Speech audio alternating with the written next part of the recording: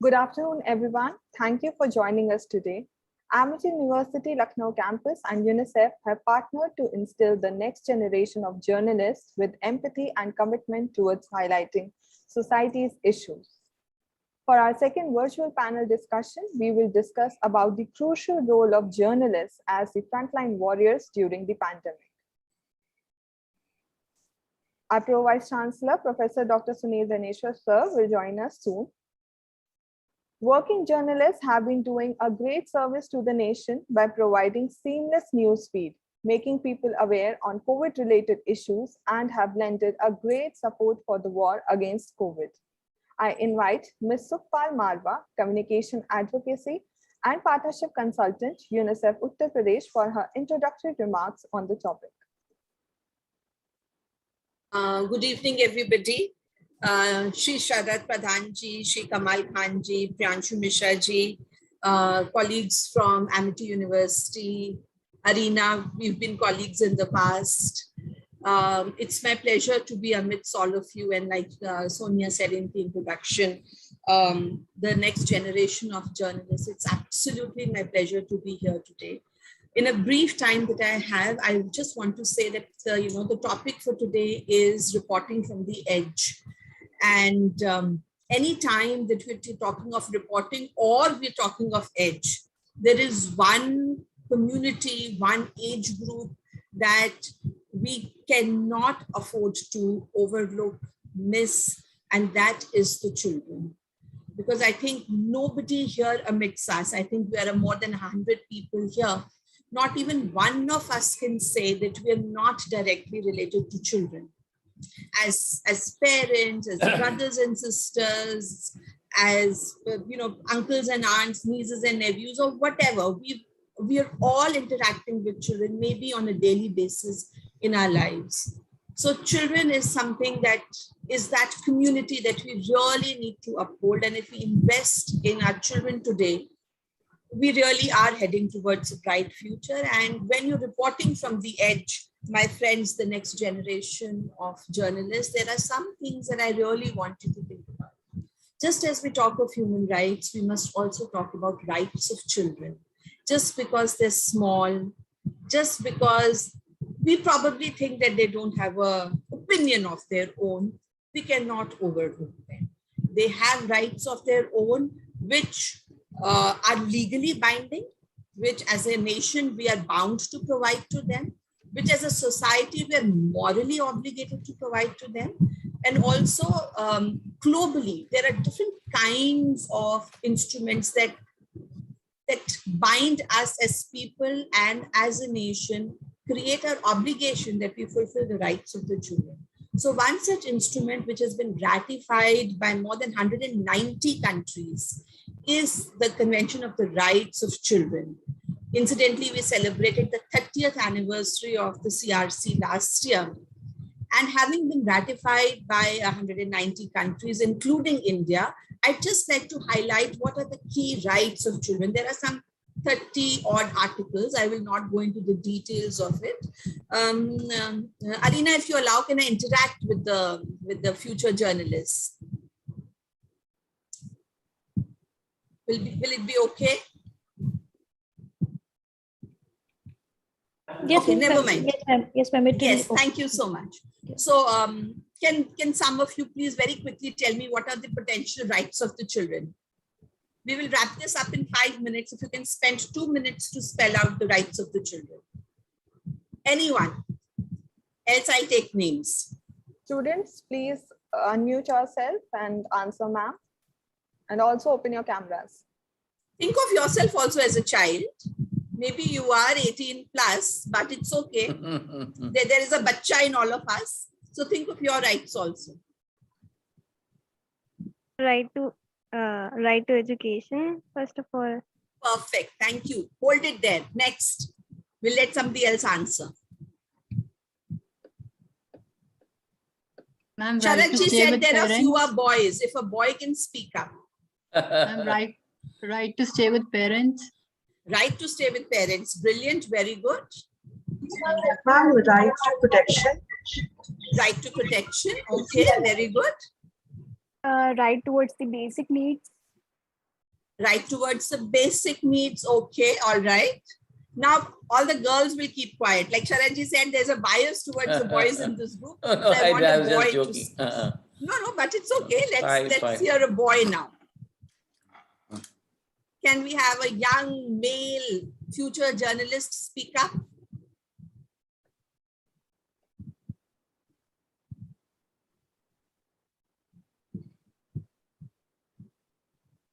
Ma'am, access to basic life needs and good quality life, so that because they are the future of our nation. So these are Very good.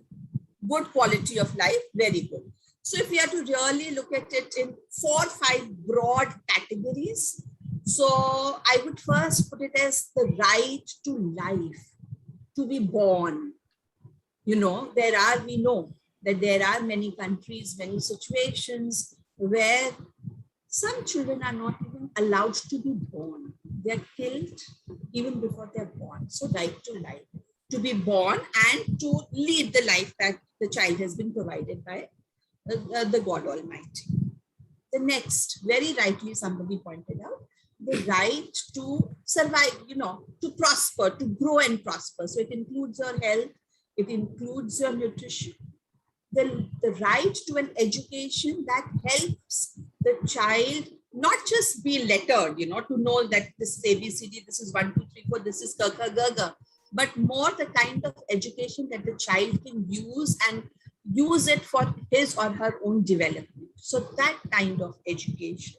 Then the next right I would put as the right to protection and protection from violence, all sorts of violence. So it could be sexual violence, it could be gender-based discrimination, it could be any kind of violence that we see in situations like wherever there's a pandemic or there is any emergency, any human rights crisis. So protection in those situations. And like somebody had very rightly said, right to love and care and support. So these are the broad 5 categories of rights of children. There are details to it. There are some details to it, which we can all read up. We'll provide you with information on rights of children. May I add something there? May I add something there? Right, sir. Sure, sir. Well, I thought there should be another important right, which is being ignored, is especially where children are concerned. The children should have the right to express themselves, freedom of expression, which is absolutely right, because sir. often parents don't allow them to speak. Right, sir. I was coming to that. And the underlying and, you know, the common factor, like we always say that comms is, you know, intersectoral. हमारे office में कोई भी programming होती है तो हम communications वाले उसमें, you know, cross-cutting है. वैसे ही इस सब में cross-cutting है. The right for the child to express himself and to be heard. Not just the child to speak, but to be heard. So very rightly pointed out, sir, that's the overarching spirit of CRC. So whenever we're talking of rights of children, especially as journalists, so even if you're going to the field to, you know, to report, say, for example, a political rally, say, for example, a humanitarian crisis, say, for example, a trade fair, look at it from the perspective of children. See where the rights of children are being upheld. And if you have that lens always on you, I'm sure you will do a swell job and you know, you'll be the custodians of rights of children. And with that, I wish you all the very best and look forward to the discussion today. Thank you so much.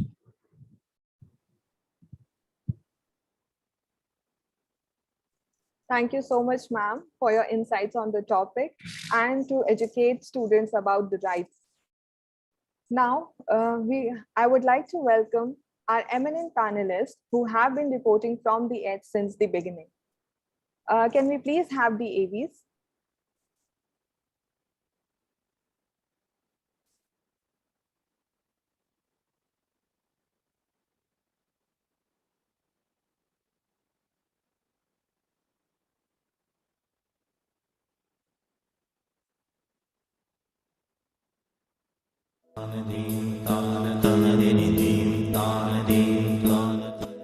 Mr. Pranshu Mishra is an accomplished journalist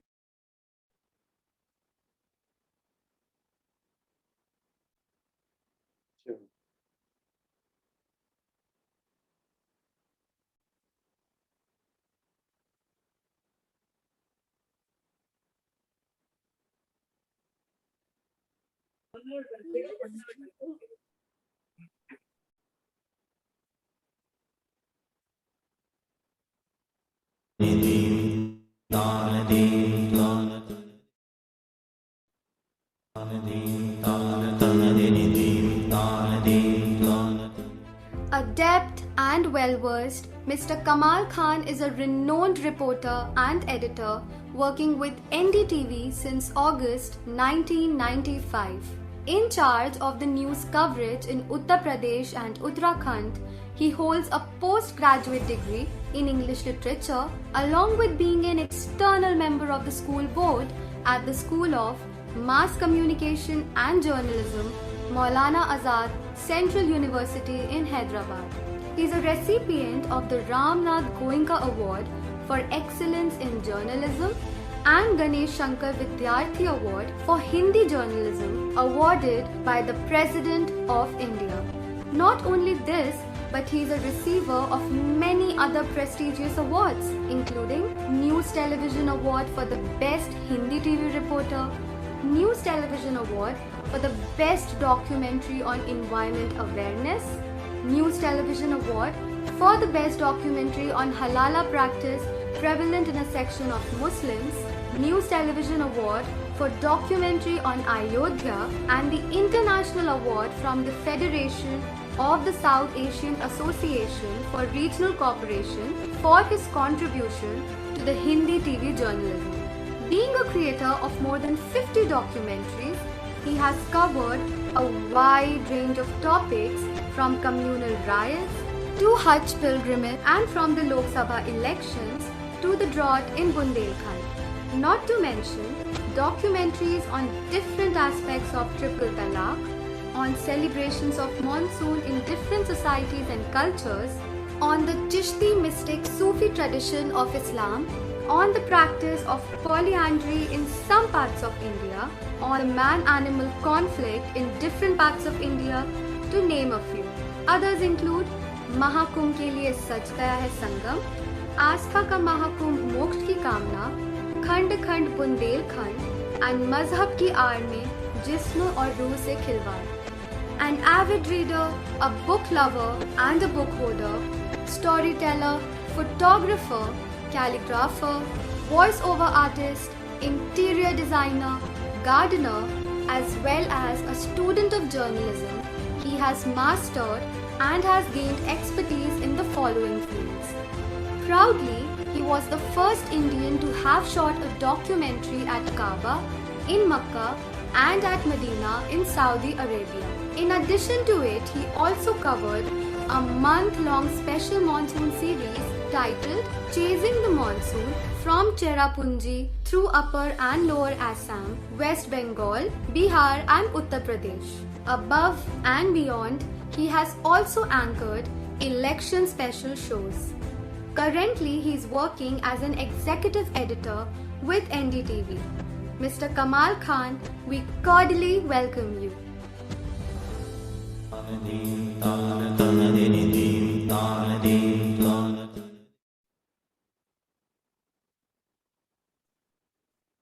Welcome Kamal sir to the panel. I would like to play the next AV. Arpita, please play the next AV.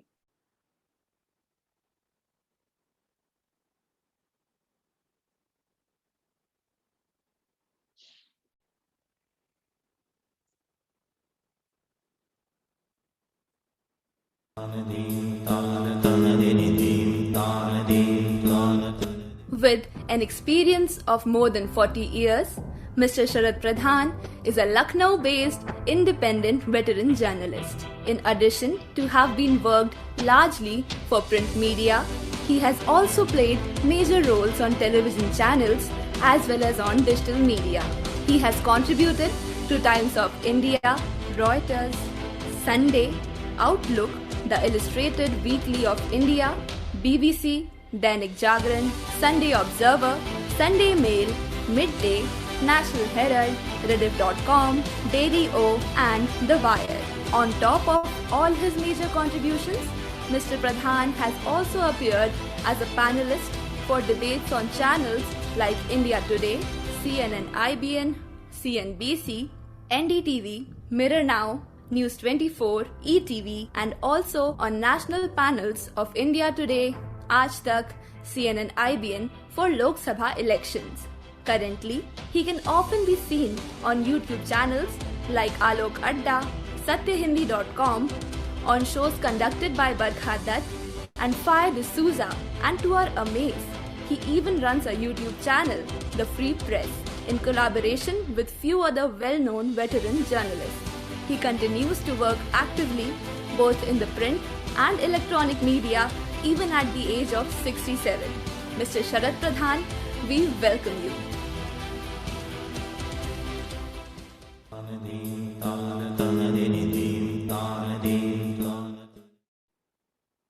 Sharad sir, I would like to welcome you to the panel.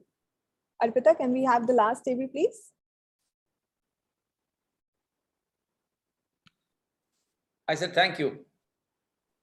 Okay.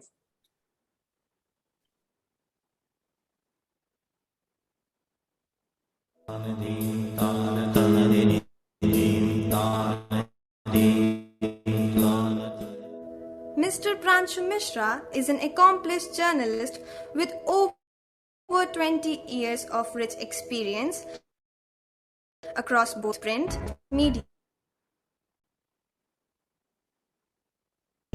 Presently posted as UP Bureau Chief for CNN News 18, Mr. Mishra reports stories from the pivot of politics and the most populous state of the country, Uttar Pradesh.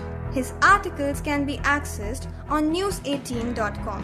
Mr. Pranshu is a bilingual journalist who laid the foundation of his career with the Hindi daily Amar Ujala and later associated with Dainik Jagran.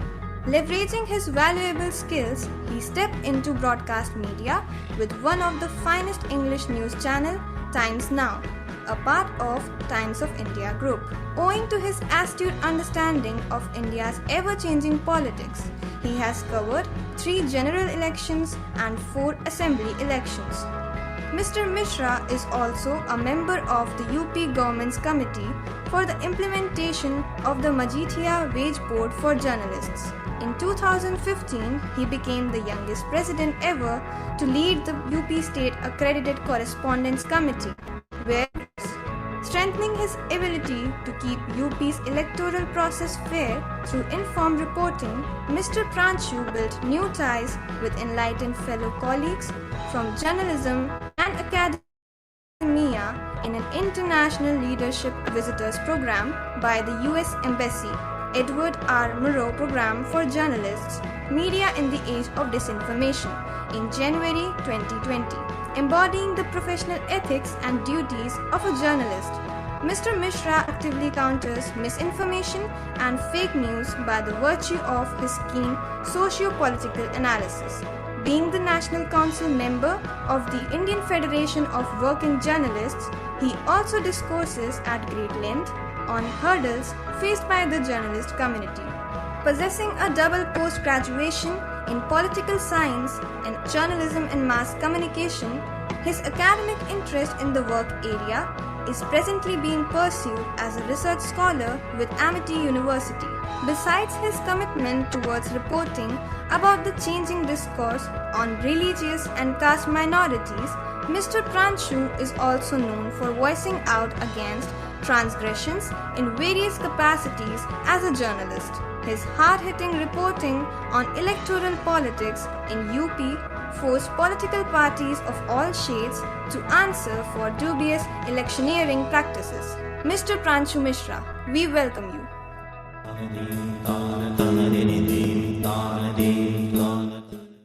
Thank you for excellent AVs on all of us. Pranshu sir, it is my honor to welcome you to the session, not just only as a panelist, but also as a moderator. It is my honor to hand you over the session. Over to you, sir. Thank you, Sonia, and big welcome to Kamal sir and also Sharad ji. It has been a very nice audio-visual presentation, and I'm sure it was made by the journalists here. So a big shout to all of you, the young ones, जिन्होंने हम तीनों के बारे में इतना अच्छा एक AV बनाया. And I think Sharad and Kamal sir actually deserve this sort of presentation.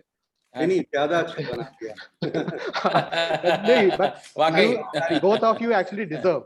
And it's a good, a platform to be here with Amity and getting this opportunity to have a discussion with people, eminent people like you, Sharad ji and Kamal ji. आप दोनों को तो मैंने मतलब as a child देखा है. So for all the kids who are present here, before I go to actual panel discussion, it will be interesting to just tell you that what depth Kamal ji and Sharad ji actually brings in. So Sharad ji का जब AV सुन रहा था, and I'll try to keep it bilingual so that everyone is comfortable. बिल्कुल, I think that's the right thing to do.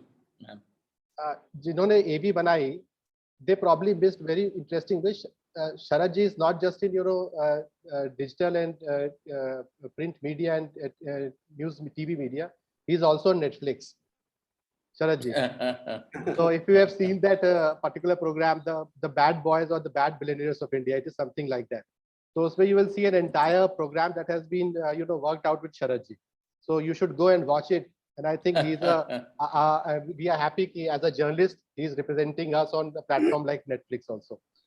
For Kamal sir, I have seen Kamal sir working as a journalist, and that too with NDTV when I was a young one. So I think when I was in 11th or 12th, I have seen Kamal sir reporting. So he has been an initial role model for me. And Sharad ji se it has also been पापा की bike लेने के लिए. नहीं वो मैंने ये half pant पहन के घर में कुछ काम करते रहते. Yes. In journalism is a profession where you can continue to be a young, and you can continue because as long as you are willing to learn, you are still a kid. Yes. And I think that should be the spirit. This is the only profession which gives you the privilege of continuing to remain young all your life. All your life. So I like to start with this session, and the topic is very clear. And the topic is that journalists reporting from the edge, especially in the period of pandemic, or this pandemic ke period mein, the reason why Kamal sir and Sharad ji is a big privilege for us today, because Kamal sir ने अपनी reporting से जो मिसाल बनाया, जो AV में आपने performance देखा भी, plus during the pandemic period, the sort of reporting which he did, which his organization did, that was not just exemplary, it was also a proof of how a journalist अपने सारे concerns को, अपनी security के concerns को, अपनी family की security के concerns को, उसको back bench पे रख करके, he is motivated to go out in the field and report from the edge. And therefore we selected this topic, that it was a reporting from an edge, and why journalists should be seen as a frontline warrior. Anyone like defense personnel or the security personnel or our doctors or our medicos, journalists too were acting like a frontline worker. So for Kamal Khan, it was a two-way experience, which I presume is with most of the journalists. As a himself being a correspondent, वो field में गए, उन्होंने बहुत बड़े पैमाने पे coverage करी और वो अपने एक्सपीरियंसेस आपसे शेयर करेंगे. दूसरा, as a being an editor, he was also responsible for ensuring कि जो पूरे स्टेट से, उत्तराखंड से, यूपी के रिमोटेस्ट पॉसिबल एरिया से जो इनपुट्स आ रहे थे, तो as a leader of his organisation, he was also responsible not only for stories from across the state, but also for well-being of all his staff, जो अलग-अलग districts में, remote districts में काम कर रहे हैं, इनके रिपोर्टर्स, इनके डिस्ट्रिक्ट करेस्पॉन्डेंट्स, इनके stringers. So that was one issue. So I think Kamal sir will actually talk on all those issues. For Sharad ji, when I call Sharad ji to speak, it will be interesting to see, because Sharad ji के बारे में, and I think Kamal sir will also agree, we can describe him as a person who is the first person to go for in case of any crisis. So as a journalist, as a human being, as a friend, so journalism, as a journalist, we look towards him, and journalistic community also look towards him on the issues of जो journalism के सामने चुनौतियां हैं, जो भी issues हैं. So he is the first person for all of us to respond in the situation of any crisis. और इस COVID के period में, he has discharged his duty as a journalist, often taking great risks. He has also been a big pillar of support for all journalists. उनके hospitals में admission कराना हो, oxygen की availability करानी हो, this is a fact which is out of experience. मतलब हम सब लोगों ने किया, but he was a great pillar of support for all journalist. कमाल sir himself became a victim of COVID during the period of crisis, and it would be interesting to know from him कि उन्होंने उस situation को कैसे manage किया कि जब वो खुद बीमार हुए, खुद इन्फेक्शन उनको हुआ, बट न्यूज तो कभी रुकती नहीं है. So how he kept the pace. So I'll open this discussion with inviting Kamal ji, and after Kamal sir and Sharad sir have spoken, then we will open the floor for all of you young journalists to try and gain from their experiences. So Kamal ji, the floor is now yours. आप हम बच्चों से MIT के students के साथ आप interact करें, अपने एक्सपीरियंसेस शेयर करें और with focus on reporting during this pandemic.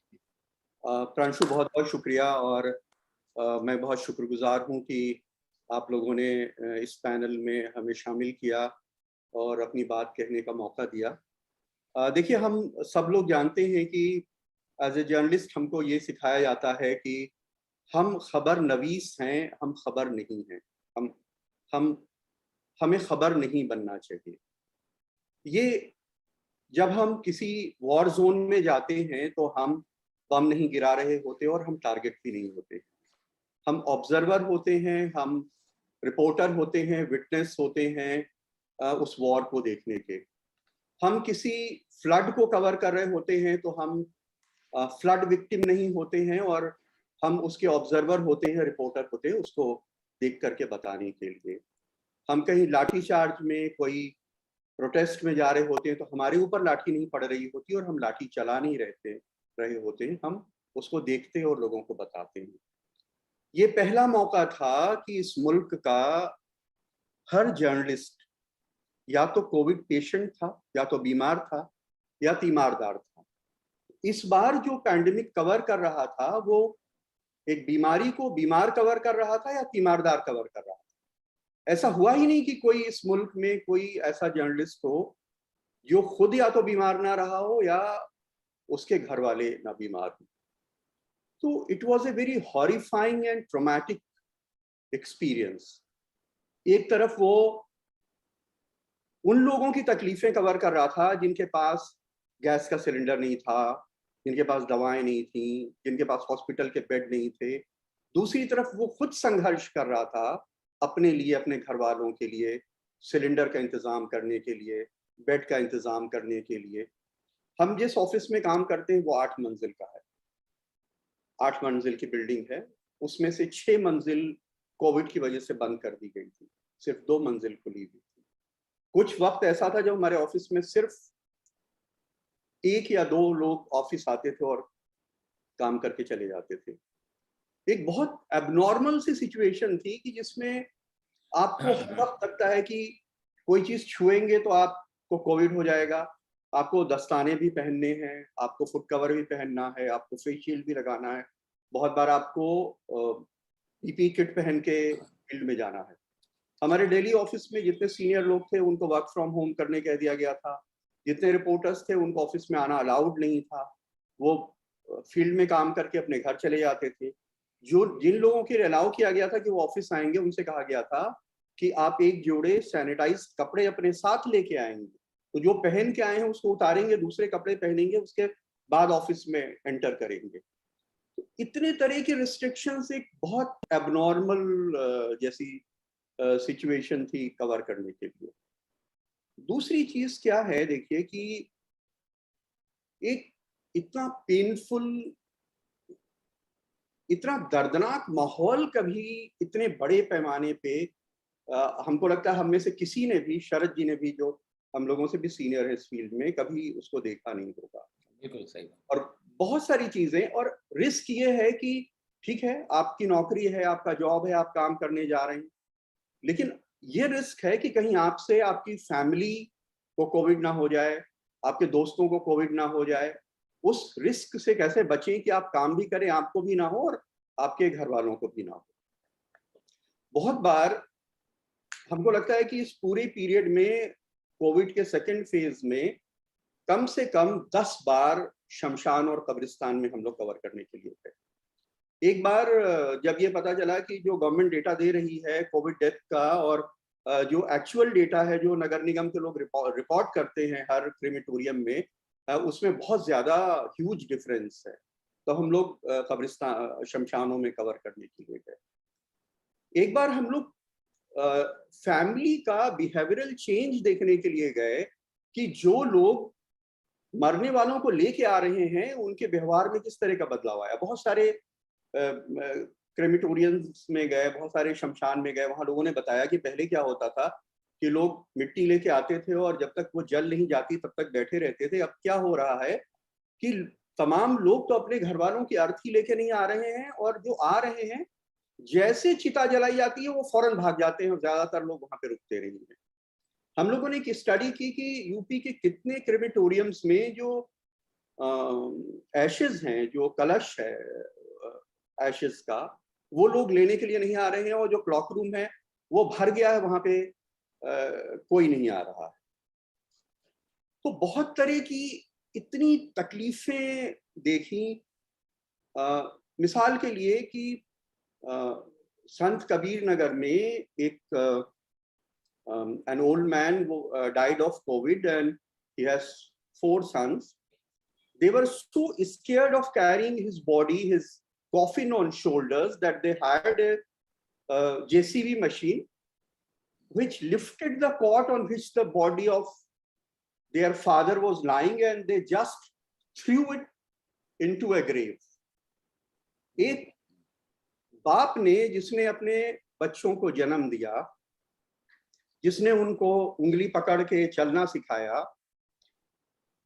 जो शायद साइकिल के करियर पे बिठा के गांव के स्कूल में उनको ले जाता रहा होगा, कंधे पे बिठा के शायद मेला दिखाने ले जाता होगा, शायद बीमार हुए होंगे तो सारी रात जागता होगा। एक ऐसा माहौल कि जब लड़के अपने बाप को कंधा देने के लिए तैयार नहीं। एक शेर है कि जिसमें कहते हैं कि जीने पे जिसको पास बिठाना मुहाल था, मरने के बाद कंधे पे उसको उठा लिया। तो कहा तो ये आता था कि दुश्मन को भी कंधा देने के लिए जाते हैं। लेकिन एक ऐसे माहौल में रिपोर्टिंग करना जहां आप ये देख रहे हैं कि कुछ लड़के अपने बाप की मैयत को, जिस खाट पे वो पड़ा हुआ है, जेसीबी मशीन से उठवा के उसकी कब्र में फिकवा दे रहे हैं, उसके पास नहीं जा रहे। उनको लग रहा है कि अगर हम कंधा दे देंगे तो कहीं हम मर ना जाएं। बहुत तकलीफ दे। One of my friend who is a photo journalist, he was doing a feature on COVID deaths. He had gone to an electric crematorium. आपने देखा होगा crematoriums के ऊपर एक चिमनी लगी होती है to float out the smoke from the furnace.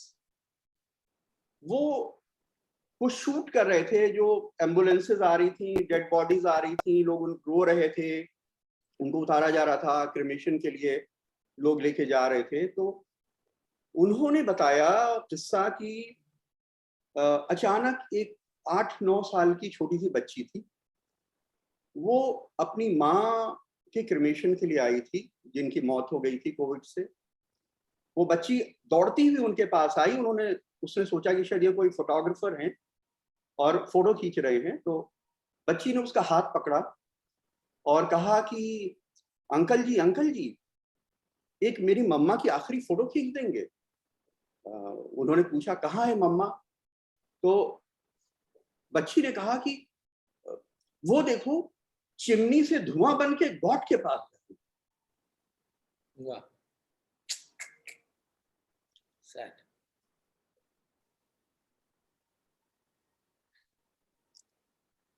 तो गालिब का एक शेर है कि जिसमें 2 शब्द मुश्किल हैं। एक होता है संग, जिसको फारसी में कहते हैं संग, वो है पत्थर, और खिश्त कहते हैं ईंट को। तो एक शेर है कि दिल ही तो है न संगो खिश्त, दर्द से भरना आए क्यों, रोएंगे हम 1000 बार, कोई हमें सताए क्यों।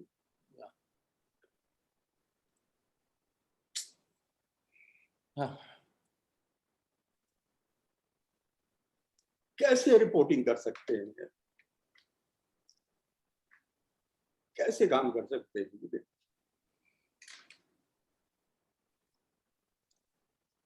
तो अपनी जिंदगी में बहुत सारे दंगे देखे, बहुत सारे अर्थक्वेक देखे, लोगों को मरते हुए देखा, ढेरों लाशें बिछी हुई देखी, लेकिन इससे ट्रॉमेटिक कोई एक्सपीरियंस नहीं था जहां आप पूरे वक्त अपनी जिंदगी को बचाने की कोशिश में लगे हुए हैं, अपनी फैमिली में जितने लोग कोविड से बीमार हैं उनकी जिंदगी को बचाने की कोशिश में लगे हैं।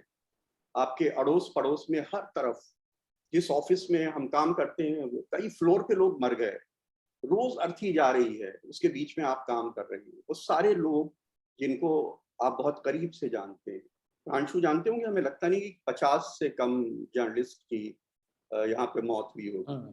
तो जब आप एक ऐसा नजारा देखते हैं कि एक बच्ची दौड़ के आ रही है, वो कह रही है कि मेरी मम्मा धुआं बन के जा रही है गॉड के पास, उसकी आखिरी फोटो खींच दो।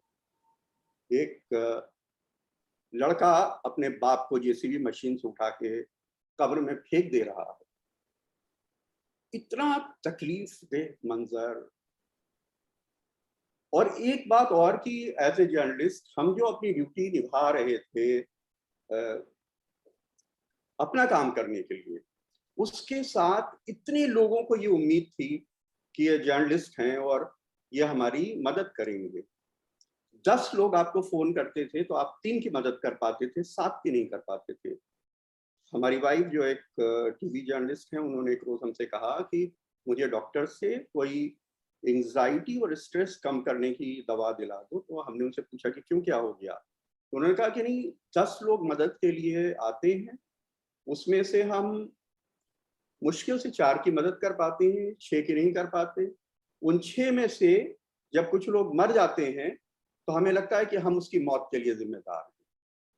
तो एक ऐसा दौर कि जब आप इतने रिस्क में हैं, अपनी जान की रिस्क है, आपकी फैमिली की रिस्क है, आपको अपने मीडियम के लिए उसकी कवरेज करनी है, और उसके साथ इतनी तकलीफ, इतने बड़े पैमाने पे बेइंतहा तकलीफ। संत कबीर नगर में हम लोगों ने देखा कि कोई आया पीपी किट में, उसकी बॉडी मिली थी, उनके पिताजी मर गए थे, लड़के आए, उन्होंने सोचा कि इसको कहाँ क्रिमेशन के लिए ले जाएं, एक पुल के ऊपर से दरिया में फेंक दिया ऊपर से। तो आप एक इंसान भी हैं, एक फैमिली के मेंबर भी हैं। तो ये बहुत नया एक्सपीरियंस ये था कि एक ऐसी कवरेज करना जिसमें आप बीमार भी हैं, आप तीमारदार भी हैं, आप दूसरों की मदद करने वाले भी हैं, उनके लिए दवा इलाज का इंतजाम करने वाले भी हैं।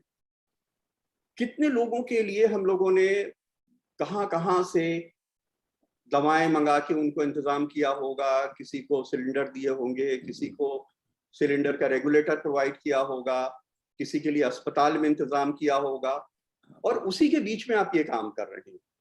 तो ये सारी कवरेज से अलहदा इसलिए है कि जब हम और चीजें कवर कर रहे होते हैं तो हम एक ऑब्जर्वर, स्पेक्टेटर, विटनेस होते हैं किसी घटना के। ये एक ऐसा वक्त था जब आप उसमें खुद इन्वॉल्व थे, आपकी पूरी फैमिली उसके अंदर शामिल थी, और उसके साथ जो लोगों की तकलीफ है उसको उसी लेवल पे आपको लोगों को दिखाना था कि जो सच में वाकई हो रहा है वो लोगों तक पहुंचे और रियल टाइम में पहुंचे। तो ये बहुत बड़ा चैलेंज था। कुछ पूछना चाहेंगे प्रांशु आप? नहीं, आप अगर और बातें रखी तो आप रखिए। आप कंप्लीट हो गया क्या?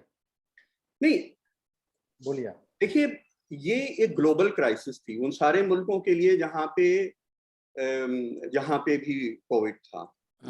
बहुत सारी संस्थाएं हैं, बहुत सारे फाउंडेशंस हैं जिन्होंने स्पेशल कोविड कोर्स, यूके में कुछ फाउंडेशंस हैं, थॉमसन फाउंडेशन व कुछ हैं, उन्होंने स्पेशल कोर्सेज डिजाइन किए हैं जिसमें वो ये सिखा रहे हैं कि आपको अपने ट्रॉमा को कैसे ओवरकम करना है, आपको कैसे अपना कूल मेंटेन करना है, आपको कैसे अपनी सिक्योरिटी करनी है।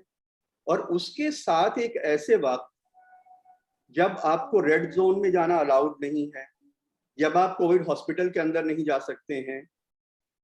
लखनऊ में तो फिर क्रेमेटोरियम्स में भी जब पता चला कि लाशों की तादाद सरकार कम बता रही है तो वहां पे गार्ड बिठा दिए गए कि जर्नलिस्ट क्रेमेटोरियम में जाके सही तादाद ना जान पाए तो आपको क्रेमेटोरियम में भी जाने की इजाजत नहीं है, वहां भी आपको नंबर्स नहीं बता रहे हैं।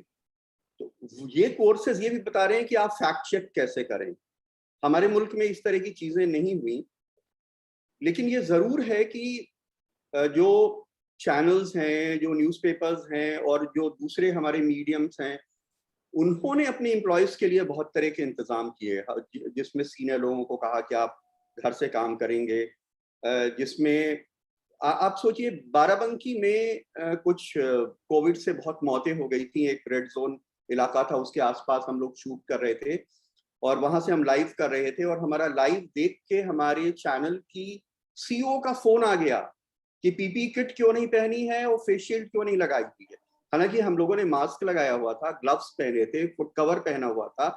उन्होंने कहा कि फौरन यहाँ से हम और हमारे दोस्त आलोक पांडे थे, उनके पास फोन आया कि या तो फौरन वहां से चले जाइए आप, या फिर आप पीपी किट और फुट का फेस शील्ड ये सारा कुछ पहन के आइए। तो एक अबनॉर्मल सिचुएशन ये है कि एक ऐसे हालात में जब आपको लग रहा हो कि आपको किसी को छूने से भी कुछ हो जाएगा, आप डोर बेल दबाएंगे तो कुछ हो जाएगा, आप लिफ्ट को छू देंगे तो कुछ हो जाएगा, एक ऐसे हालात में आप एक इतनी मुश्किल चीजों को कवर कर रहे हैं। और खास करके अलीगढ़ मुस्लिम यूनिवर्सिटी में 40 से ज्यादा उनके स्टाफ के लोगों की डेथ हो गई। तो हम लोगों ने वहां पे कब्रिस्तान में जाके शूट किया, जब वो बॉडीज आ रही थी, बॉडीज को आते हुए शूट किया। तो एक ऐसे टाइम पे जहाँ पे हर कोई घर के अंदर बंद है, ऐसे टाइम पे शमशान में, कब्रिस्तान में, कोविड हॉस्पिटल्स पे, ऐसी जगहों पे जाके काम करना, ये एक बेइंतहा रिस्की था और बहुत तकलीफ दे इसलिए था कि हर तरफ मौत थी, हर तरफ मौत थी, और तमाम अजीज रिश्तेदार, दोस्त और ऑफिस के लोगों की।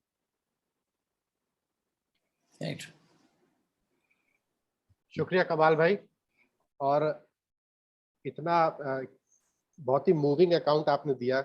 और ये जो बात आपने बताई आज भी, जो पूरा इस अप्रैल और मई का जो एक क्राइसिस का पीरियड था सेकेंड फेज का, आपका जो नरेशन सुन करके मुझे लगता है कि कोई भी यहाँ पे ऐसा नहीं होगा जो खुद इमोशनल हुए बिना, और उस जो एक एज अ जर्नलिस्ट जो अनुभव है हम सब लोगों के, उस अनुभवों से कनेक्ट ना फील कर रहा हूँ।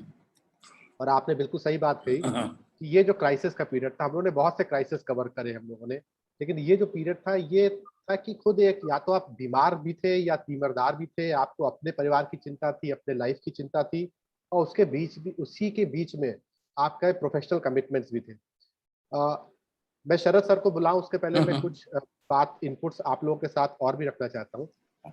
अच्छा हाँ, उससे पहले मैं बता दूं सारे कमाल शरद जी कि हमारे एमआईटी स्कूल कम्युनिकेशंस के डायरेक्टर, आप शरद जी, आपके पुराने colleague doctor Sanjay Johri ji is now with us. Hello Sanjay. Was stuck in a meeting, but he just dropped in a message that he has joined us. So we'll hear him towards later part of this session. Covid के दौरान, इस पूरे crisis के दौरान there were 2 phases. So मैं याद करता हूँ कि जब मार्च में और उसके बाद मैं लौट के यूएस उसी दौरान आया था होली के आसपास मार्च 2020 में, तो वो पीरियड था कि जब कोविड की क्राइसिस अचानक इंडिया में बर्स्ट हुई on the global stage, India में बर्स्ट हुई, और उसके बाद 25 मार्च के आसपास लॉकडाउन का अनाउंसमेंट। तो वो जो फेज 1 था और जो फेज 2 था, दोनों के बीच में बहुत बड़ा डिफरेंस था। 2 तरह की सिनेरियोज हम लोगों ने देखी। फेज 1 में सिनेरियो ये था कि लोगों को उस वक्त कोरोना का क्या इम्पैक्ट हो सकता है जीवन पे, वो कितना लाइफ थ्रेटनिंग है, उससे ज्यादा एक कौतूहल था कि लॉकडाउन क्या चीज है, क्योंकि पहली बार लोग लॉकडाउन देख रहे हैं। इकोनॉमिक स्लो डाउन या इकोनॉमिक तालाबंदी, आर्थिक तालाबंदी ऐसी चीज थी जो किसी ने अनप्रेसिडेंटेड थी, हम सब के लिए नहीं। और एज अ जर्नलिस्ट भी हम सब लोगों के लिए वो सिचुएशन थी कि सब कुछ नया था जिसके बारे में आपको रिपोर्ट करना था। 2 फैक्टर्स रहे इस पूरे कोरोना क्राइसिस के जो as a journalist attention deserve करते हैं और एज अ नेशन भी अटेंशन डिजर्व करते हैं। फेज 1 में इकोनॉमिक लॉकडाउन और उसके बाद जो माइग्रेंट क्राइसिस है, वो था part 1 of the entire story. Part 2 of the story था जिसको कमाल साहब ने बहुत ही गंभीर और गहरे तरीके से कनेक्ट किया। जो फेज 2 या जो एपिडेमिक का पार्ट 2 था, जिसमें डेथ्स बहुत तेजी से सर्च करी इंडिया में, और हम सब ने उसको बहुत पास से उस ट्रेजेडी के पीरियड को देखा। जो फेज 1 था, उस फेज 1 में मुझे लगता है कि एक जो बहुत पॉजिटिव और सकारात्मक रोल हम सब जर्नलिस्ट का था भी, और that was also a reporting from the edge कि जब इस देश के अंदर माइग्रेंट मूवमेंट शुरू हुआ है, पीपल स्टार्टेड रियलाइजिंग कि लॉकडाउन का कितना एक नेगेटिव इम्पैक्ट भी हो रहा है on economy, specially on the poor masses, जो जिनकी डेली अर्निंग्स खत्म हो गई, जो सैकड़ों किलोमीटर पैदल चल चल करके आने को मजबूर है। मुझे लगता है कि उस वक्त जर्नलिस्ट, हम लोगों ने अगर उस रिस्पॉन्सिबिलिटी को ना समझा होता कि उस क्राइसिस को हम दिखाएं कि कैसे मुंबई से और सूरत से चल करके लोग हरदोई, गोरखपुर, बलिया तक पैदल आए, परिवार के परिवार पैदल लौट करके आ रहे थे, कितने लोगों की रास्ते में मौत हो गई। तो मुझे याद है कि एज अ जर्नलिस्ट हम लोगों ने जब रिपोर्ट करना शुरू किया और हम लोगों ने फर्स्ट टाइम देखा कि कैसे लोग हाईवेज के ऊपर कारवा चले आ रहे हैं। तो उस दौरान जब हम लोग जाते थे तो हमने मतलब बहुत ही ट्रैजिक और बहुत ही इमोशनल सीन्स भी थे कि ग्रुप ऑफ एम्प्लॉयज हम लोगों ने देखे जो कर्मचारी थे, कहीं गुड़गांव की किसी फैक्ट्री में काम करते थे और उनको कोई साधन नहीं मिला, उनको गोरखपुर जाना था और वो गुड़गांव से पैदल चलते हुए 2 दिन 3 रात चलते हुए लखनऊ में पहुंचे और हरदोई रोड के पास उनसे मुलाकात हुई। उन्होंने बताया कि अभी हम गोरखपुर तक पैदल जाएंगे। या ऐसे ग्रुप ऑफ एम्प्लॉयज माइग्रेंट प्रवासी मजदूर मिले जो साइकिल से, नेपाली थे, वो साइकिल चलाते हुए दिल्ली से आ रहे थे और वो काठमांडू तक उन्हें साइकिल से जाना था। हम लोगों ने क्राइसिस पहले भी कवर करी है, लेकिन इस बार की जो क्राइसिस का जो एक फोकस था वो मुझे लगता है कि जो बिल्कुल इस देश का जो मार्जिनलाइज सेक्शन है और जिसका फेस आपको उभर करके आया प्रवासी मजदूरों के रूप में, उस पर फोकस किया और उसके मुद्दे को, उसकी प्रॉब्लम्स को अगर किसी ने सही में मुद्दा बनाया तो वो जर्नलिस्ट ही थे।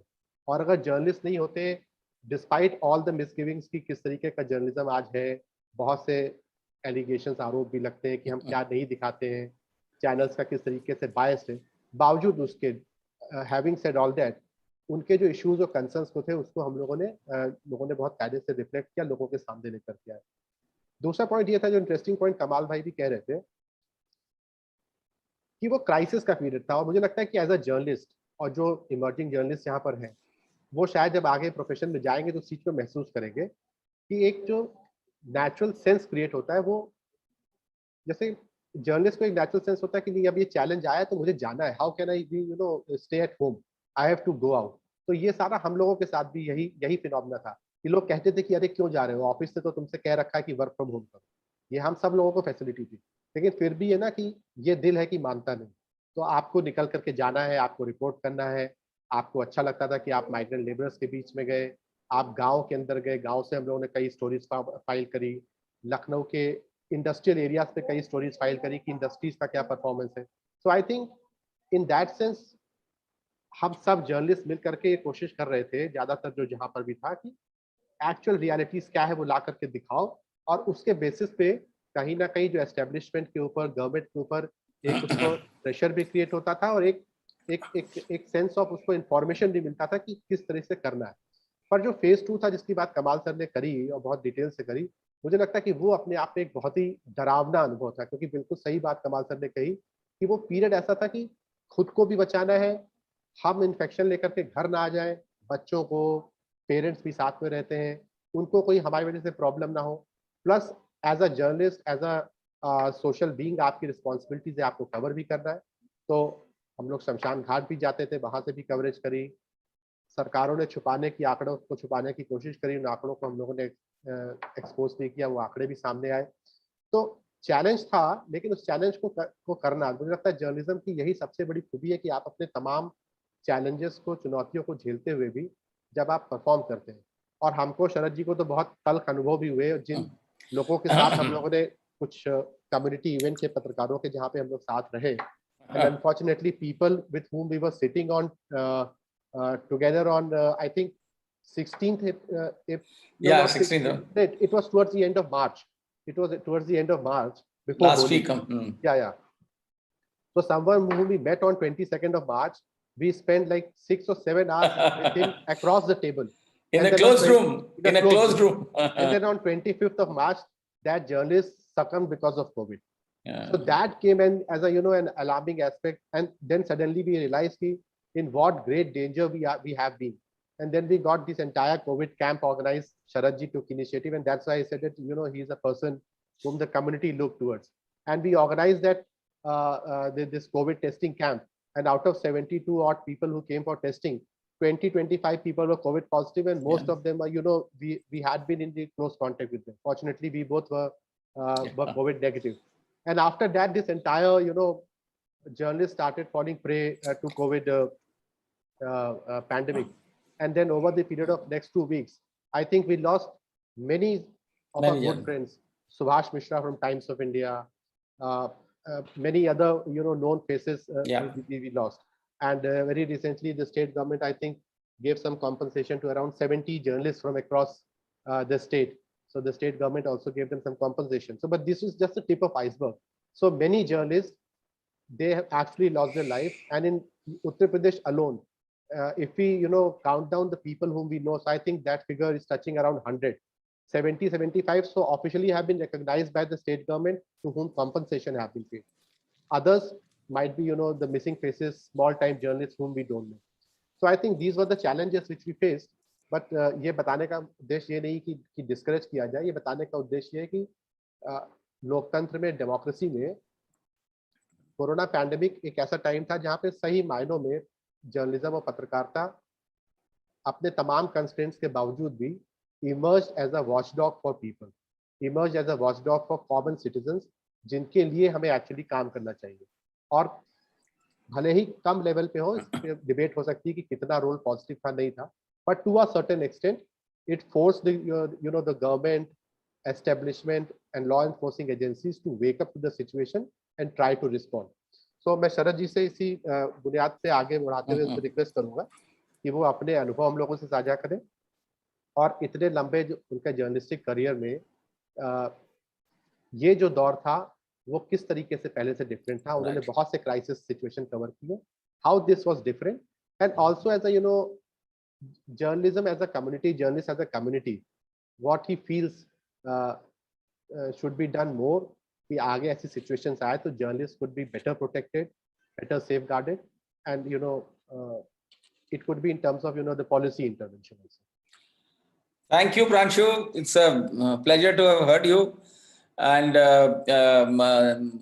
hello to Sanjay and his entire team from Amity. मैं इतना बढ़िया बयान हो चुके हैं, इतनी खूबसूरती से.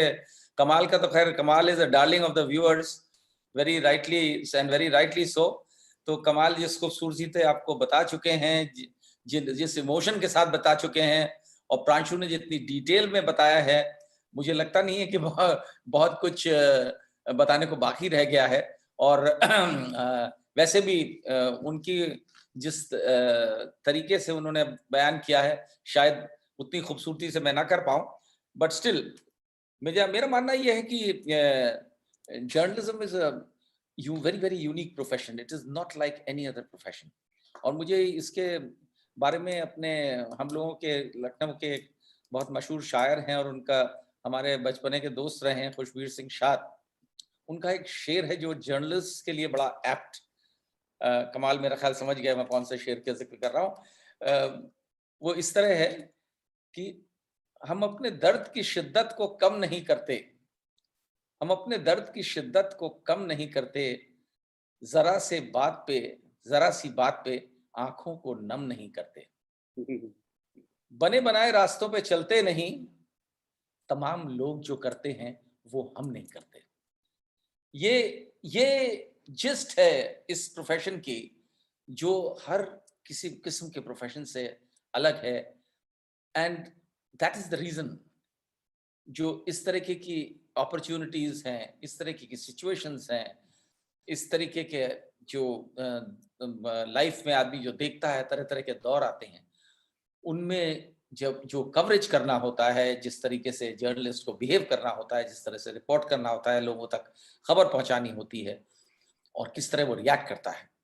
एक बड़ी पुरानी बात, जब लेट 70s में मैं इस प्रोफेशन में आया था, तो हमारे एडिटर हमसे बड़ी शिकायत रहती थी. सब हमेशा हमारे एडिटर्स को एक शिकायत रही कि तुम बहुत इन्वॉल्व हो जाते हो हर चीज में. वो शुरू से बीमारी थी मुझे कि जो भी चीज कवर कर रहे हैं तो वो तो मतलब वो लोग नाराज होते थे, वो पुराने. तो मैं बोलता था, साहब ये आप लोग you belong to the old school. मेरा बड़ा आर्ग्यूमेंट होता था इस बात पे. हमने कहा देखिए इन्वॉल्वमेंट ठीक है, मैं उसमें खुद खबर नहीं बन रहा हूँ, लेकिन बगैर इमोशनल इन्वॉल्वमेंट के आप उसमें आपको क्या तकलीफ है? हम ऑब्जेक्टिवली रिपोर्ट कर रहे हैं, लेकिन इमोशनली जब इन्वॉल्व होता है तो आदमी डीपर जाता है, उसकी तह तक जाता है। जैसा कमाल ने अभी बयान किया कि हम खबर नहीं है, लेकिन हम खबर को निकालने के लिए we have to do all kinds of things. कभी कभी खबर को तक पहुंचने के लिए थोड़ा ओवर स्टेप भी करना पड़े, कहीं कहीं झूठ भी बोलना पड़ता है खबर लाने के लिए, करते रिस्की सिचुएशंस में। अच्छा, आपको एक चीज अगर है जो जर्नलिज्म में बड़ी इंपॉर्टेंट है, वो है सच, क्योंकि आपका मकसद है to get the truth and truth at all costs. तो उस getting the truth at all cost के लिए आपको तरह तरह की रिस्क लेनी पड़ेंगी। उसमें आप इमोशनली इन्वॉल्व तो होंगे, लेकिन इमोशन को कैनॉट ओवर पावर यू। आपको अपनी बैलेंस मेंटेन करना है, लेकिन उसकी तह तक जाना है।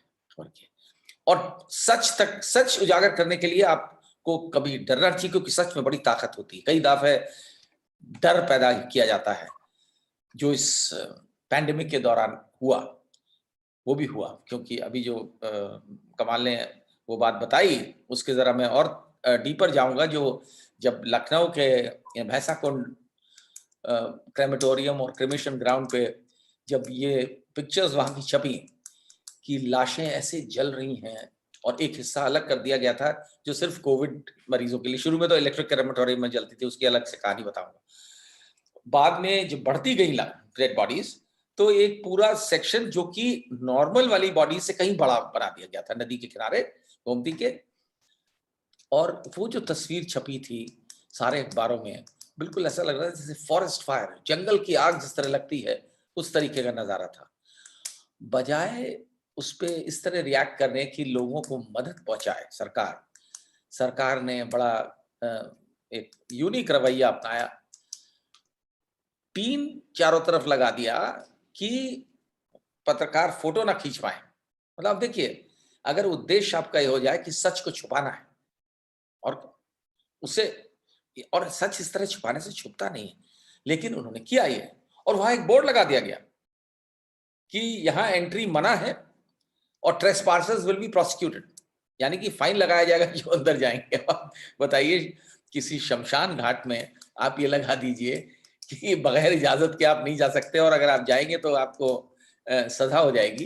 लेकिन कुछ लोगों ने ड्रोन से शूट कर लिया, क्योंकि आसमान बंद नहीं कर पाए वो। बिल्कुल और पुल से जाके किया, जो है जूम लेंसेज से ब्रिज से जाके भी शूट कर लिया दूसरे रोज भी।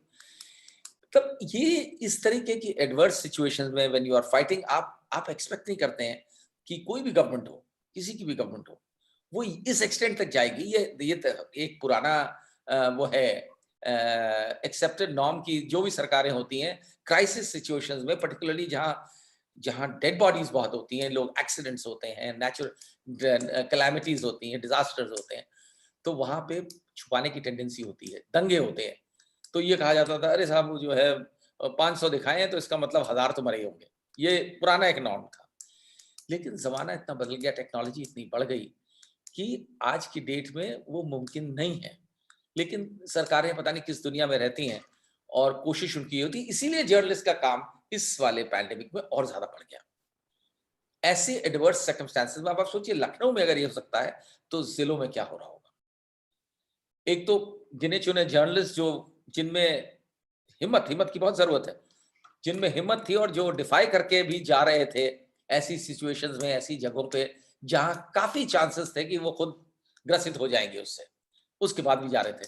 आप उनको रोकने की कोशिश कर रहे हैं, और इस बेवकूफी में वो ये भी भूल जाते थे कि जो रिकॉर्ड्स, जो शमशान घाट पे रिकॉर्ड मेंटेन होते हैं, उनमें भी जितनी डेड बॉडीज आती है एंट्री होती है, वो सरकारी रिकॉर्ड था। ये नहीं था कि कोई जर्नलिस्ट अपने अनाप शनाप फिगर बोले दे रहा है कितने लोग मरे। अब आप सोचिए कि जिस रोज हर रोज शाम को एक ऑफिशियल प्रेस रिलीज इशू होता था, जिस रोज लखनऊ में हर एक जिले की डेथ्स होती थी, लखनऊ जिले की डेथ्स में उसमें लिख के कभी भी एक दिन आया था 62, वरना 31, 29 से ज्यादा कभी नहीं होते थे। और कोई दिन ऐसा नहीं था जब सिर्फ भैंसा कुंड अलोन पे हम एक भैंसा कुंड और एक ये गुल्लाला उसकी जरूर काउंट रखते थे। हमारे कॉन्टैक्ट्स थे जो हमें वहीं से रजिस्टर देख के बताते थे कि इतने सारे लोग मरे। तो जब ये 24 बताते थे तो वहां 110 होते थे भैंसा कुंड में, 60 होते थे गुल्लाला में। अब सोचिए द एक्सटेंट ऑफ झूठ। और आपको उसे अगर आप फिजिकली पता नहीं करें और नहीं देखें, नहीं तो आपको गलत फिगर बता दे। पहली चीज तो आपको रिलायबिलिटी चाहिए थी कि जो आदमी आपको बता रहा है वो सही बता रहा है। तो एक आध दफे तो दिन में जा करके रजिस्टर से फोटोग्राफ भी खींच ली, क्योंकि उस रजिस्टर की, क्योंकि पता नहीं था कब रजिस्टर गायब कर दिया जाए और आपको झूठ करार दिया जाए कि आपने तो झूठ बोला। तो बहरहाल इस तरीके की सिचुएशंस आती थी और बिल्कुल एक्सपोज्ड आप जा रहे हैं इन शमशान घाटों में। अलावा इसके एक ऐसी भी सिचुएशन आई थी जहाँ मैं आपको ये कमाल की पर्सनल सिचुएशन थी। इनकी मदर इन लॉ की डेथ हुई और ये तय हुआ कि वो उसमें ले जाएंगे इलेक्ट्रिक क्रेमेटोरियम। तो मैंने इनसे कहा कि रुको, मैं वहाँ शमशान घाट वालों को भी मैं जानता हूँ, तो मैं जाकर के उसको रोक लेता हूँ, जिससे कि मतलब इन द सेंस कि लंबी क्यों ना हो। और वहाँ जाकर के हम लोगों ने फटाफट वो तो कराया, बॉडीज वहाँ थी। थोड़ी देर में देखा एक के बाद एक वो कोविड वाली आती जा रही है। तो जब तक इनके मदर लॉ अंदर उसमें व्हील इन कर दी गई थी, तो हम लोगों ने पूछा, हमने कि भाई इतनी सारी ये बार बार कोविड की गाड़ियां आ रही हैं। तो बोला कि साहब वो तो यहाँ तो सिर्फ कोविड ही चलती है। तो हमने कहा तो तुमने तो हमें बताया नहीं शुरू में। बोले नहीं, हमने आपके लिए कर दिया, आप लोगों के लिए आ जाइए, वरना तो यहाँ कोविड ही चलती है। अब आप सोचिए वहाँ सुबह से 15 बॉडीज चल चुकी थी और हम लोग वहाँ फुल्ली एक्सपोज्ड। और कमाल ने बड़ा फेस शील्ड और फुट कवर्स और ग्लव्स का इंतजाम कर रखा था। हम तो बिल्कुल बड़े रेकलेस आदमी, तो जो कि खराब है, रेकलेस नहीं होना चाहिए। तो हम लोग करके कवर करके गए हुए थे, लेकिन उस रोज लगा कि आज तो एक्सपोजर हो गया। तो बाद में तो आप देखिए वहां पे टोकन बंटने लगे। हाँ, ये हिंदुस्तान की तारीख में पहली बार हुआ है शमशान में मुर्दे जलाने के लिए टोकन बांटे। और इंतजार करना पड़ता, 15 घंटे 16 घंटे आदमी इंतजार करता, एक दिन इंतजार करता था। तो इतनी ऐसी सिचुएशन थी। और उसके बाद जाकर के रिपोर्टिंग भी कर रहे हैं। कमाल खुद उसके बाद गए अपने रिपोर्टिंग करने, शाम को ये दिख रहे थे टीवी में। तो ऐसी सिचुएशंस में जब आपके कोई, और आपको डिग आउट भी करना है खबर, आपको लाना भी है, लेकिन और उसमें और आपको इसके अगेंस्ट भी फाइट करना है कि जो ऑफिशियल मशीनरी है वो छुपाने का प्रयास कर रही है। ये हमने पहले भी देखा है, फ्लड्स बहुत कवर किए हैं, दंगे बहुत कवर किए हैं, तरह तरह के सिचुएशन में। मैं एक बार नेपाल भी गया था, कब जब ये रिवोल्ट हुआ था माओइस्ट का पहली बार। वो 2 शहर उन्होंने 2 डीएम्स और एसपीस को किडनैप कर लिया था माओइस्ट ने, और वहां पे पूरा शहर तहस नहस था। डीएम का दफ्तर और एसएसपी का दफ्तर राख कर दिया था जला के, बैंक्स लूट लिए थे। और हम ये चीज होने के करीब 15 घंटे बाद वहां पहुंच गए थे ड्राइव करके। इधर से साउथ नेपाल में एक शहर था डांग, वहां बिल्कुल सब कुछ ऐसा लग रहा था कि कुछ बचा ही नहीं। बता सोचिए अनार्की का लेवल जहां माओइस्ट ने पूरा कब्जा कर लिया। और हमने ये तक नहीं किया कि वहां से जो नेसेसरी परमिशन होती है, गाड़ी का परमिट वगैरह कुछ नहीं बनवाया। अपने जो पुलिस वाले थे, इंडियन पुलिस वालों ने उधर से अंदर कर दिया और जाके आर्मी ने अरेस्ट कर लिया। तो वो खैर वो लंबी स्टोरी है, किस तरह से वहां से छूटे कुछ घंटे तक। वो कर तो सकते नहीं थे ज्यादा, उससे ज्यादा आर्मी टेक ओवर हो चुका था नेपाल। लेकिन ऐसी सिचुएशन में अपने और मैंने पूरी रिपोर्टिंग करी। वहां पे एक साइबर कैफे में जाकर के, मैं रॉयटर्स के लिए काम करता, जो इंटरनेशनल न्यूज एजेंसी रॉयटर्स, और वहां से मैंने पूरी खबर वहां की नरेट करी। आधी खबर जो है उस पे टेलीफोन पे दी, फिर टेलीफोन लाइंस कट गई। तो फिर उस जमाने में फैक्स होता था, तो वो करके किसी तरीके से खबर भेजी। और उसके लिए मतलब ये जो इंटरनेशनल एजेंसीज है ये बड़ी पर्टिकुलर है कि आपको जर्नलिस्ट को they don't allow you to take any risk. वो मतलब आपकी लाइफ नहीं थ्रेट में। अच्छा, इन लोग के जो लाइफ थ्रेटनिंग की जो वो है थ्रेशोल्ड, वो बहुत ज्यादा है हम लोगों से। कहीं हम लोग बहुत रिस्क लेके काम कर लेते हैं, इनका बिल्कुल। उसके बाद वो बड़े बोले, अरे why did you do this, आप ऐसी सिचुएशन में तुम गए क्यों वहां? मैंने कहा चलो हो गया, आर यू हैप्पी विद, बहुत खुश, उसके लिए मुझे बहुत स्पेशल इंसेंटिव भी दिया गया। मैं बता रहा हूँ कि इस तरह की सिचुएशंस में आपको इनिशिएटिव लेने की जरूरत है और डिसीजन लेने की जरूरत है। जर्नलिस्ट अगर ये सोचने लगे कि हाय अगर नहीं मैं जाऊंगा, तो आपको रिस्क लेना है, लीजिए, टेक अ कॉन्शियस डिसीजन, क्योंकि खबर के लिए आपको रिस्क लेना, ठीक है। आप you're नॉट ऐसे सिचुएशंस हुई जहां लोगों की डेथ भी हुई है, लेकिन आपको सिचुएशन, वहां पे भी ऐसी सिचुएशन थी कोई गोली मार सकता था, जिस तरह के हालात थे वो तो उनको तो माओइस्ट को छोड़िए, वहां के तो आर्मी वाले इतने बेवकूफ किस्म के थे और पुरानी किस्म की 18th सेंचुरी बंदूकें लिए हुए थे कि, और लग रहा था कि इन बंदूकों से कहीं बहुत दिनों से चली नहीं है, नेपालीज ने, आर्मी ने तो कभी इस्तेमाल करी नहीं होगी, कहीं चला दी तो अभी लोग, लेकिन वी फेस्ड इट। और अपना कूल नहीं लूज करना, और अपना जो है बैलेंस बनाए रखना बहुत जरूरी है ऐसी सिचुएशंस में। अब यहाँ पे, और आपको एट द सेम टाइम, वो जो मैं डेड बॉडीज की बात कर रहा था, उसमें एक चीज मैं जोड़ना चाहूंगा जो हमने खुद डिस्कवर करी और बाद में डॉक्टर से कंफर्म किया। इस तरह की सिचुएशन शमशान घाटों पे जाने की कई बार आई, 3-4 बार तो मैं किसी का फ्यूनरल अटेंड कर गया, जो मरीज मुझे सारी दुनिया ने मना किया कि नहीं जाना चाहिए, लेकिन कभी कभी लोग इतने क्लोज होते हैं जिसमें जाना जरूरी हो जाता है, सोशली जरूरी होता है। तो हम 5 फ्यूनरल्स हमने अटेंड किए, कुछ पीपीटी किट पहन के, कुछ बगैर पीपी किट के। लेकिन मेरा एक चीज थी जो बाद में डॉक्टर्स ने चीज पुख्ता करी कि डेथ के बाद, which is important for all of us to know, कि the moment COVID patient dies, सारे सेल्स मर जाते हैं, और कोविड का जो वायरस है वो जिंदा रहता है लाइव सेल पे। तो ये एक सिचुएशन थी जो एक्सपीरियंस से सीखा, इसलिए जो शुरू में डर था कि अरे डेड बॉडी के पास जाए, हाय हम गए, पता नहीं क्या हो जाएगा, नोबडी, किसी के, लोग डर के मारे नहीं जाते थे।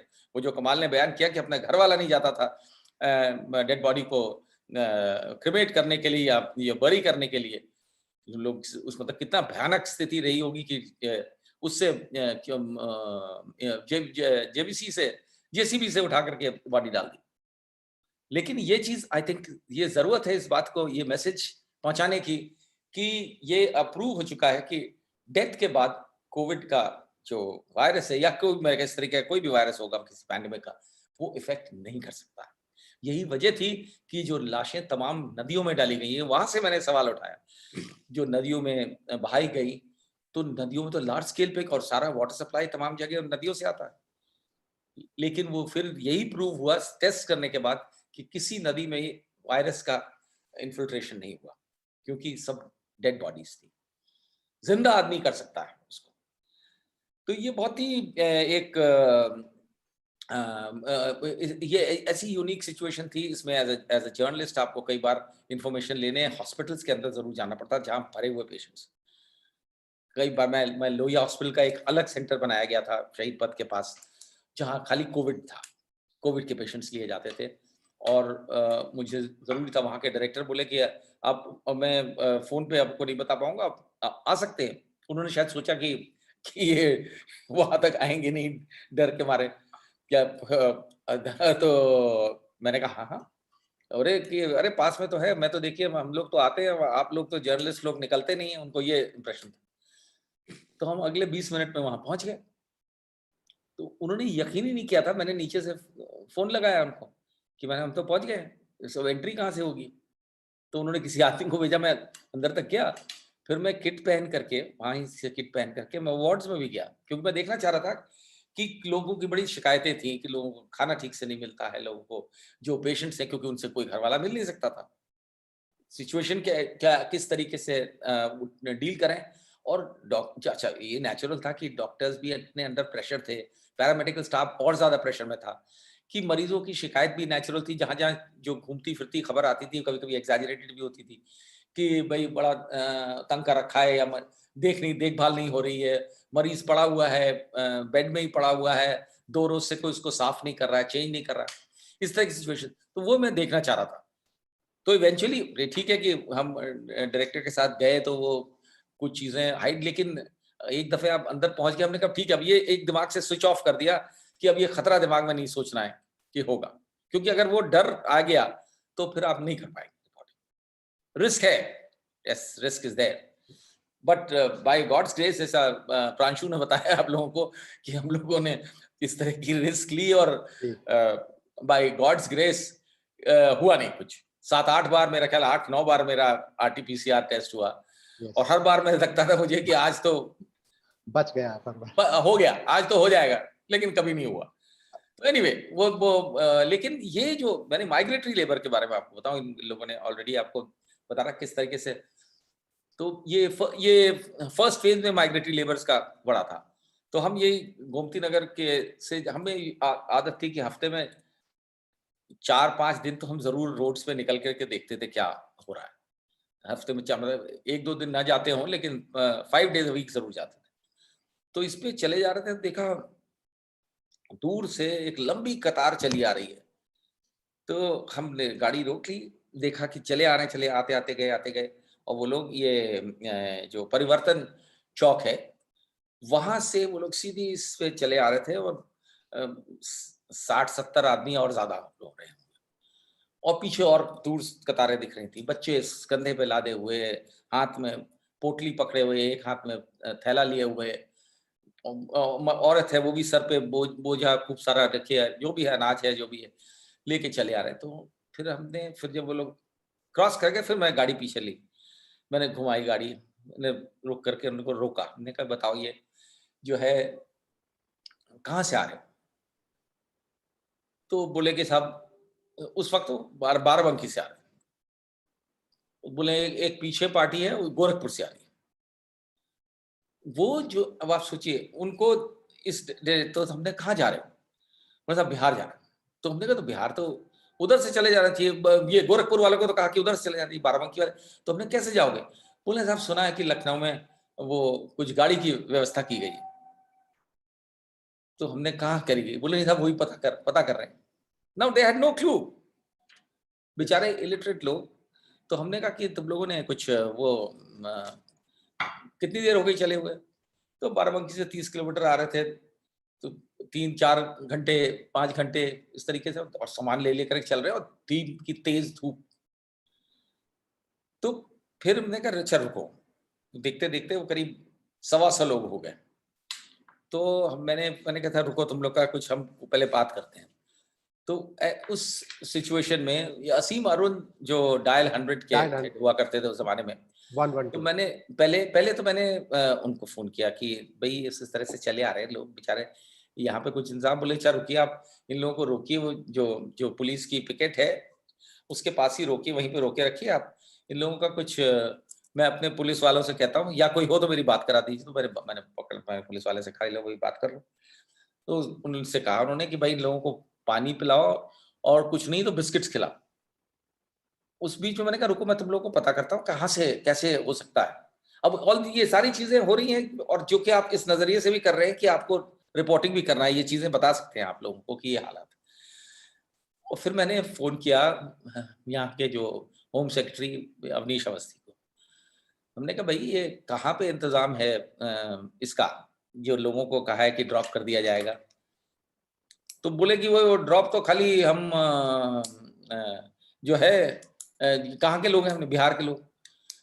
तो बोलेंगे कि हम जो है, हमने कहा कुछ लोग तो गोरखपुर से ही, बोले गोरखपुर तक उनको ड्रॉप कर देंगे. तो मैंने कुछ लोग गोरखपुर से आ रहे हैं, वो दूसरे डायरेक्शन में, उनको दिल्ली जाना है. और कुछ लोग जो है वो दिल्ली के पास, मतलब वेस्टर्न यूप. और कुछ लोग जो है जिनको बिहार जाना. तो बोले कि अब वो तो चारबाग से बस मिलेगी. तो हमने कहा अच्छा ठीक है. अब ये अनाउंसमेंट थी गवर्नमेंट की कि फ्री में उनको भेजा जाएगा. तो हमने लोगों में से कुछ लोगों के पास मोबाइल फोन था, मैंने उनके नंबर लिए, इन लोगों को बोला कि तुम लोग जाओ. और फिर भिजवाया कैसे कि वो पुलिस वालों के पीछे लग करके एक बस, यूपीएसआरटीसी की बस चली आ रही थी. तो एक बस को जो रोकने के लिए उन्होंने बैरियर लगा दिया, तो बस रुकी. तो पुलिस वालों ने कहा जाओ इन लोगों को चार बाग छोड़ दो. उसने बड़ी आनाकानी करी, अल्टीमेटली भेज दिया.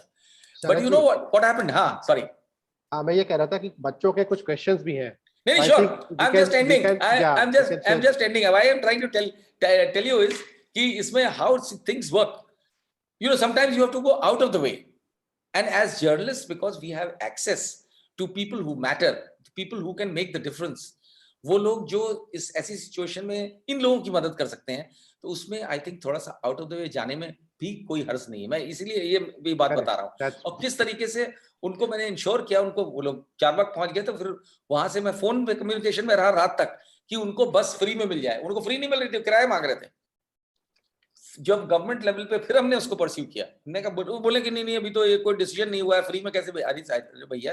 मैंने कहा रोज चीफ मिनिस्टर कह रहा है, तो why can't you provide. Ultimately रात के 2 बजे उन लोग को गाड़ी मिली जाने के लिए, और वो तभी हुआ, हम अगर खाली अपने इतने तक, हमारे को जरूरत ही थी करने की, ये आउट ऑफ द वे जाने के इसलिए थी कि एक लॉजिकल कंक्लूजन तक पहुंचाना एक हमारा ये प्रोफेशनल दायित्व नहीं है, एक सोशल दायित्व है। और ऐसे सिचुएशन में आपको थोड़ा ब्लेंड करना पड़ेगा सोशल और प्रोफेशनल दायित्व को मिक्स करके कि किस तरह से आप फंक्शन करें। उसमें थोड़ा यही आउट ऑफ द बॉक्स थोड़ा करना पड़ता है, बिकॉज अगर आप खाली इसमें नहीं भाई हमारा काम तो हो गया, मैं तो मिल गई, स्टोरी मिल गई, हो गया, ऐसी सिचुएशंस में ये इमोशन को किनारे नहीं करना चाहिए, मेरे बात ये है कहने का। तो ऐसी once you have the you should have the will and inclination to help people. मुझे एज जर्नलिज्म में बहुत जरूरी है, जज्बा बहुत जरूरी है, जज्बा। और क्राइसिस सिचुएशन में जज्बे की और ज्यादा जरूरत पड़ती है। दूसरा, सच के लिए किसी स्टेज तक, हद तक जाने के लिए तैयार रहिए, रिस्क लेने के लिए तैयार रहिए, और ये सोच के रखिए कि ये आपका ये मिशन है। It is not just a typical profession like any other profession. जो मैंने शुरू में Very true. Yes, now I would love to have questions. Yeah. तो बहुत हम आपको और सुनना चाहते हैं, लेकिन टाइम के कंस्ट्रेंट्स हैं। आप दोनों लोगों ने एक बात करी, मैं जल्दी से ऐड कर दूंगा। आप दोनों लोगों ने, कमाल जी ने भी, आपने भी इसकी बात करी, और मैंने खुद भी उस चीज को देखा कि शमशान घाटों पे कैसे कोविड डेथ के केसेस को छुपाया जा रहा था। एक बहुत अच्छा गुजराती अखबार है दिव्य भास्कर, और उसकी स्टोरी को एनडीटीवी ने बड़ी प्रॉमिनेंटली शेयर किया था। जस्ट दिव्य भास्कर की रिपोर्ट थी, और उसने हर शमशान पे, कब्रिस्तान पे और हिंदू क्रिमेशन ग्राउंड्स पे अपने रिपोर्टर्स को लगाया हर डिस्ट्रिक्ट में, और उसकी फाइंडिंग्स थी कि 1 मार्च 2021 से लेकर के 10 मई 2021 के बीच में गुजरात में 1.23 लाख डेथ सर्टिफिकेट्स इशू किए गए। और कोविड डेथ्स जो गुजरात में रिपोर्ट करी गई इस दौरान वो सिर्फ थी 4200, 4200। सो वन कैन इमेजिन कितना बड़ा डेटा फजिंग की गई, कितना बड़ा चीजों को छुपाया गया। Same goes with any states like Uttar Pradesh और एनी अदर स्टेट्स। यूपी में जो डेड बॉडीज दिखी और जो फोटोज आई, जिसके बाद लोगों को गंगा में डेड बॉडीज दिखी, तो वो उसका एक ग्लिम्पसेस था कि डेथ किस लेवल पे हुई। तो आप अंदाजा लगा सकते हैं कि गुजरात में अगर 1.20 लाख डेथ्स है according to a newspaper doing a very ground research, UP में डेथ का प्रोपोर्शन क्या रहा होगा। बिल्कुल। और दूसरी बात ये कि जो शरद और कमाल सर दोनों ने कही कि crisis brings out the best in you, brings out your inherent character कि आप बने किस चीज के।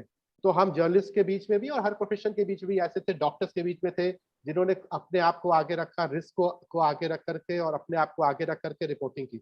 सो बेसिकली ये कहना कि how the steel was tempered, एक निकोलाई ऑस्ट्रोविस्की का एक नॉवेल है। तो what steel you are made of, ये भी बहुत कुछ पता चलता है कि पैंडेमिक की क्राइसिस। व्हेन आई थिंक जो जर्नलिस्ट है यहाँ पे, and after listening to all those Kamal sir and Sharad sir, I think you should get an idea कि it is not just a routine thing. You need to show the strength of your personality and the commitment to the profession, and only then you can actually report on these sort of crises. Time कम है, कई बच्चों के questions आए हैं, they are related to, उसके basis पे आप लोग और भी बात हम लोग कर सकेंगे।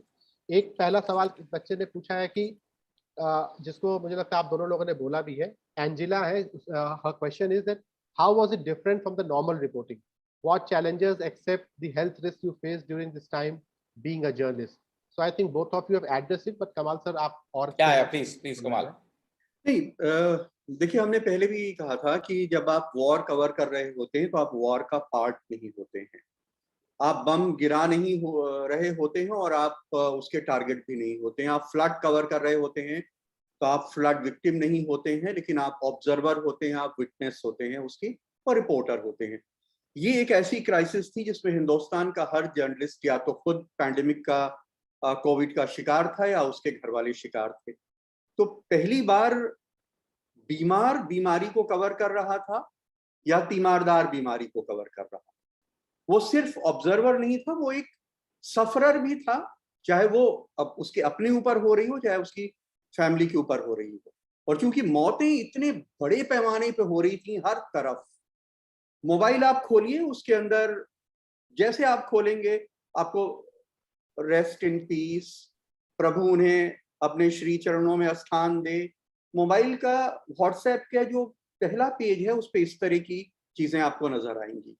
तो इतने बड़े पैमाने पे मौतों के बीच में कवर करते हुए पहली बार रिपोर्टर जो है खुद उसका शिकार था और वो काम कर रहा था। इस तरह से ये फर्क था, क्योंकि हम जब कोई लाठीचार्ज को कवर करते हैं तो कोई हमें लाठी मारने टारगेट करके नहीं आ रहा होता, और ना हम प्रोटेस्टर हैं और ना हम पुलिस हैं जो लाठी चला रही होती है।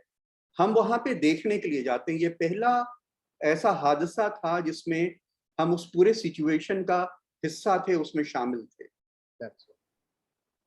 एक और सवाल है आदिति का, which she is asking कि how has the COVID-19 pandemic affected the reporting from the field, and in what ways did journalists adapt to the situation? So I think all of us have spoken on it at length. Kamal shared a very good example that how he was reporting from Barabanki's red zone. He was having his mask, gloves, footwear, foot covers. But even then, the officers called him to wear your entire suit so that you could be protected. So I think the answer is very simple. One, you realize the challenges कि खतरे क्या है, इसका आपको एहसास होता है, और उसके बाद आपको एक sense of commitment towards society होता है, टुवर्ड्स प्रोफेशन होता है, जहाँ पे आप जाते हैं।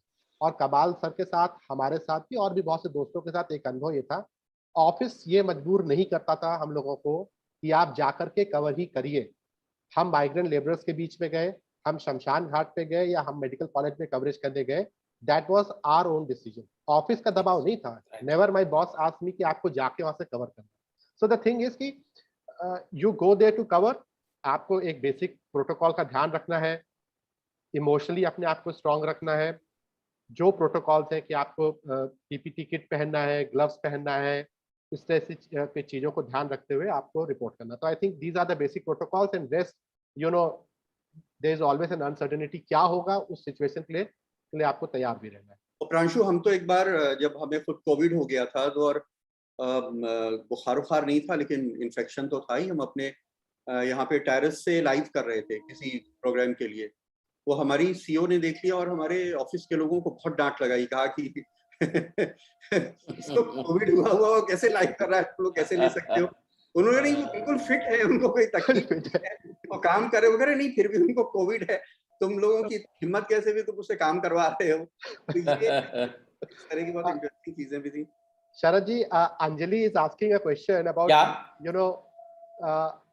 were there any set of ethics that journalists must follow during a crisis? To what extent those ethics were followed? Well, I think none of us compromised with ethics, and compromising with risks is not ethics. That is your personal choice. And I mean, I did not mention it. It sounds too personal, but even at that point of time when I was covering the first and the second wave, my wife was battling with cancer, 12-year-long cancer in a hospital.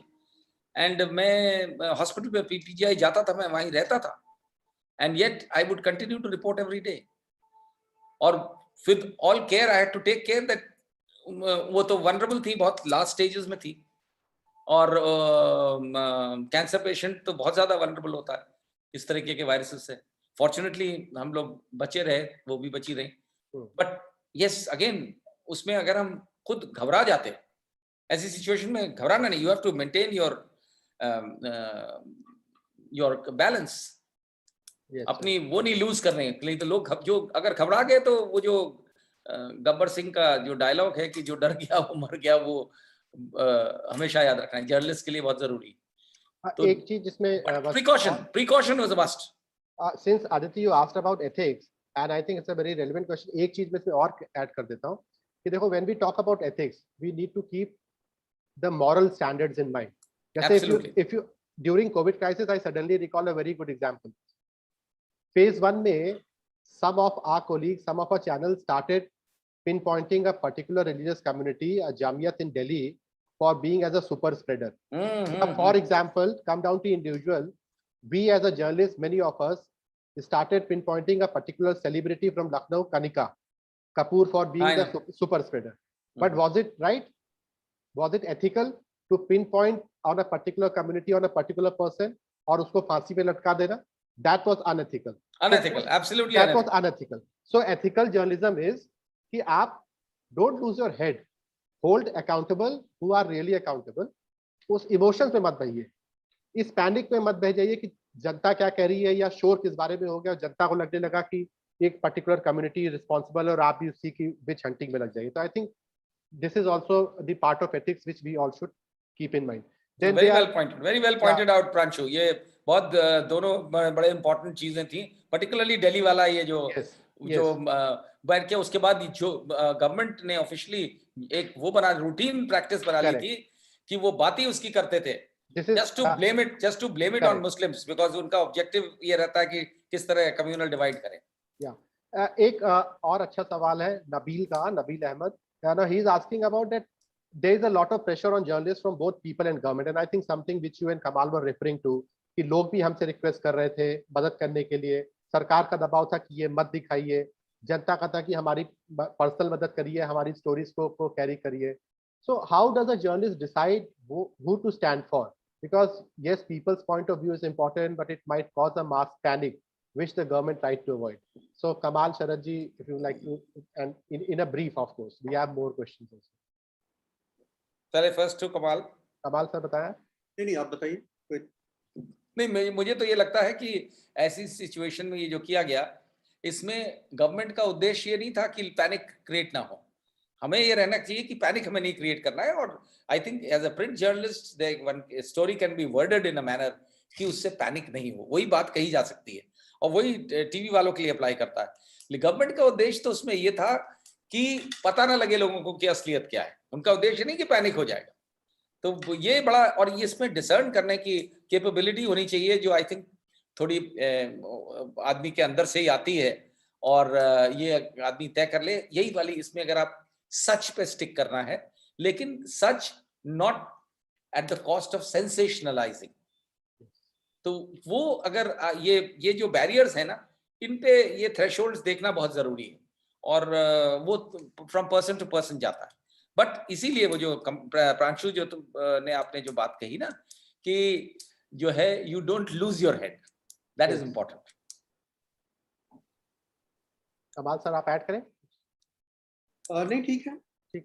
अच्छा एक जी मुझे लगता है ये सवाल बहुत ही अच्छा सवाल है, क्योंकि एक ये Sanjana has asked a question and she is basically asking about, you know, there is a lot of expectations from media about good news, don't create alarm and panic. So COVID protocol के COVID pandemic के दौरान you know a counter argument was कि जो हम दिखा रहे हैं जलती हुई चिताएं, शमशान घाट पे भीड़, इलाज न मिलना, एम्बुलेंस में दम तोड़ते लोग, it is creating more of a fear and panic, and it is causing more of nervousness among the masses. So how will you reply to Sanjana?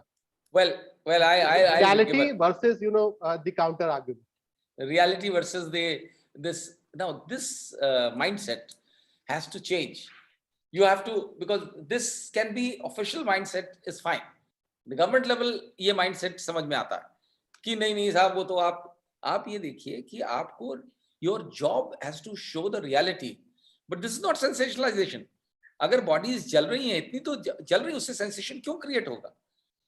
अगर हम उसे बढ़ा चढ़ा के दिखा रहे हों, हम तो रियलिटी बता रहे हैं. अगर फिगर बता रहे हैं कमाल खान की वहां पे इतनी लाशें जली जबकि सरकारी पर्चा ये कहता है, तो ये रियलिटी है. आप पब्लिक को आगाह कर रहे हैं कि ये भी हो रहा है. इससे और आप पैनिक अब कुछ लोग पैनिक अंदर से पैनिक करते ही हैं, उनका तो कुछ नहीं करा जा सकता. नहीं, जो रियलिटी बताई जा रही है देखिए उसका वो एक तरीके से बताई जा रही है, उसके भी कुछ तरीके हैं. जैसे हम खून का क्लोजअप्स नहीं दिखाते हैं, हाँ ठीक है, जैसे हम जलती हुई चिताओं के बहुत क्लोजअप नहीं दिखाते हैं, जैसे हम मरे हुए बच्चे की तस्वीर नहीं दिखाते हैं, उसका चेहरा नहीं दिखाते हैं. लेकिन ये तो बताना ही पड़ेगा ना कि सोसाइटी में क्या हो रहा है. ये तो आपकी ड्यूटी है. बताना पड़ेगा ऐसी चीजें जिनको आप देख ना पाए टीवी में बैठ करके, कोई कटी फटी लाश हम उसको नहीं दिखाते हैं, लाशों के अंबार उनके कोई क्लोजअप नहीं दिखाते हैं, लेकिन अगर कोई लॉन्ग शॉट में ड्रोन से शूट करके दिखा रहा है कि पीली पीली चादरें गंगा के किनारे 2.5 मील तक रेत के ऊपर पड़ी हुई हैं, तो अगर वो दिखाएगा नहीं तो पता कैसे चलेगा? अगर वो नहीं दिखाएंगे तब तो फैक्ट को छुपाना हुआ, फिर तो हमारी ड्यूटी खत्म हो गई, फिर तो हम भी उसी रोल में आ गए जिस रोल में सरकार है जो चाहते नहीं कि आपके सामने सच्चाई लाई जाए। सच्चाई को विभत्स तरीके से नहीं दिखाना है, लेकिन सच तो बोलना जरूरी है। सच कड़वा है लेकिन बोलना जरूरी है। और इतना मैं ऐड करूंगा कि एक एग्जाम्पल समझिए इतिहास से, जो रिपोर्ट हमने किया है, it is a part of history, और ये भविष्य में लोगों को बताएगा कि क्या हुआ था actually. And don't forget the Holocaust. तो जब ज्यूज को, यहूदियों को सेकेंड वर्ल्ड वॉर के दौरान नाजी कंसंट्रेशन कैंप्स में मारा गया, तो उन्होंने आज भी वहां पे पोलैंड में इन तमाम जगहों पे उन होलोकॉस्ट, उन सेंटर्स को आज भी म्यूजियम्स में कन्वर्ट कर रखा है। क्यों कर रखा है? इसलिए नहीं कि वो सच गंदा था या विभत्स था, इसलिए कि आगे वाली जनरेशन उन मेमोयर से, उन पिक्चर्स से, उन म्यूजियम से ये याद रखे कि जो फैसिज्म था वो कितना खतरनाक था ह्यूमैनिटी के लिए।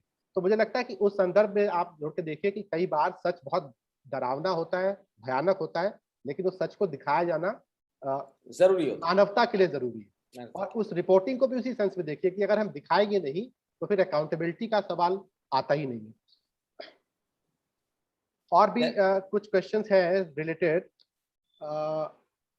I think this question from Ridhima, it has almost been answered that, during the peak of pandemic, how were you managing to handle the equipment, as there was a lot of fear of transmission. I think Kamal, sir, you can slightly, expand more on it.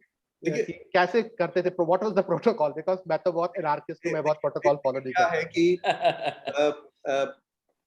गाड़ी को sanitise किया जाता था, गाड़ी के अंदर बहुत सारे सैनिटाइजर्स रखे हुए थे, वर्कशॉप में भेज के गाड़ी को धुलवाया गया था। जो माइक है उसका जो लोगो है उसको अल्कोहल स्वैब के एक स्ट्रिप्स आती हैं, उनसे उसको साफ किया जाता था।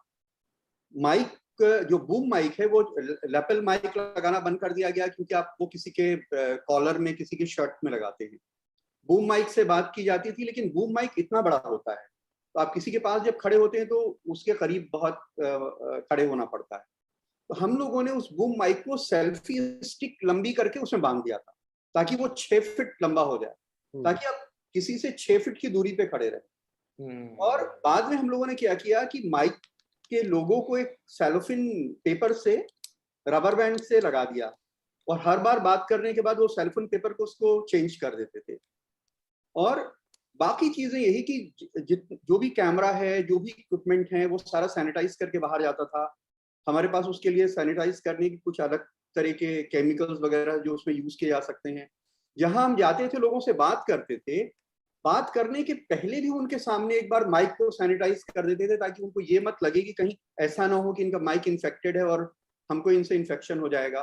तो इस तरह की बहुत सारी चीजें हैं जो हम सैनिटाइज करने के लिए इस्तेमाल करते थे, कि हम भी महफूज रहें और दूसरे को भी ये मत लगे कि ये हमारे पास आ गए, कहीं इनसे हमें इन्फेक्शन ना हो जाए। Okay. Then the next question is from Bhargavi, and she's asking that there was happens to be a lot of misinformation, chaos and fear in the beginning of pandemic. So as a reporter, what all challenges did you face? So I think Bhargavi, the answer is very clear.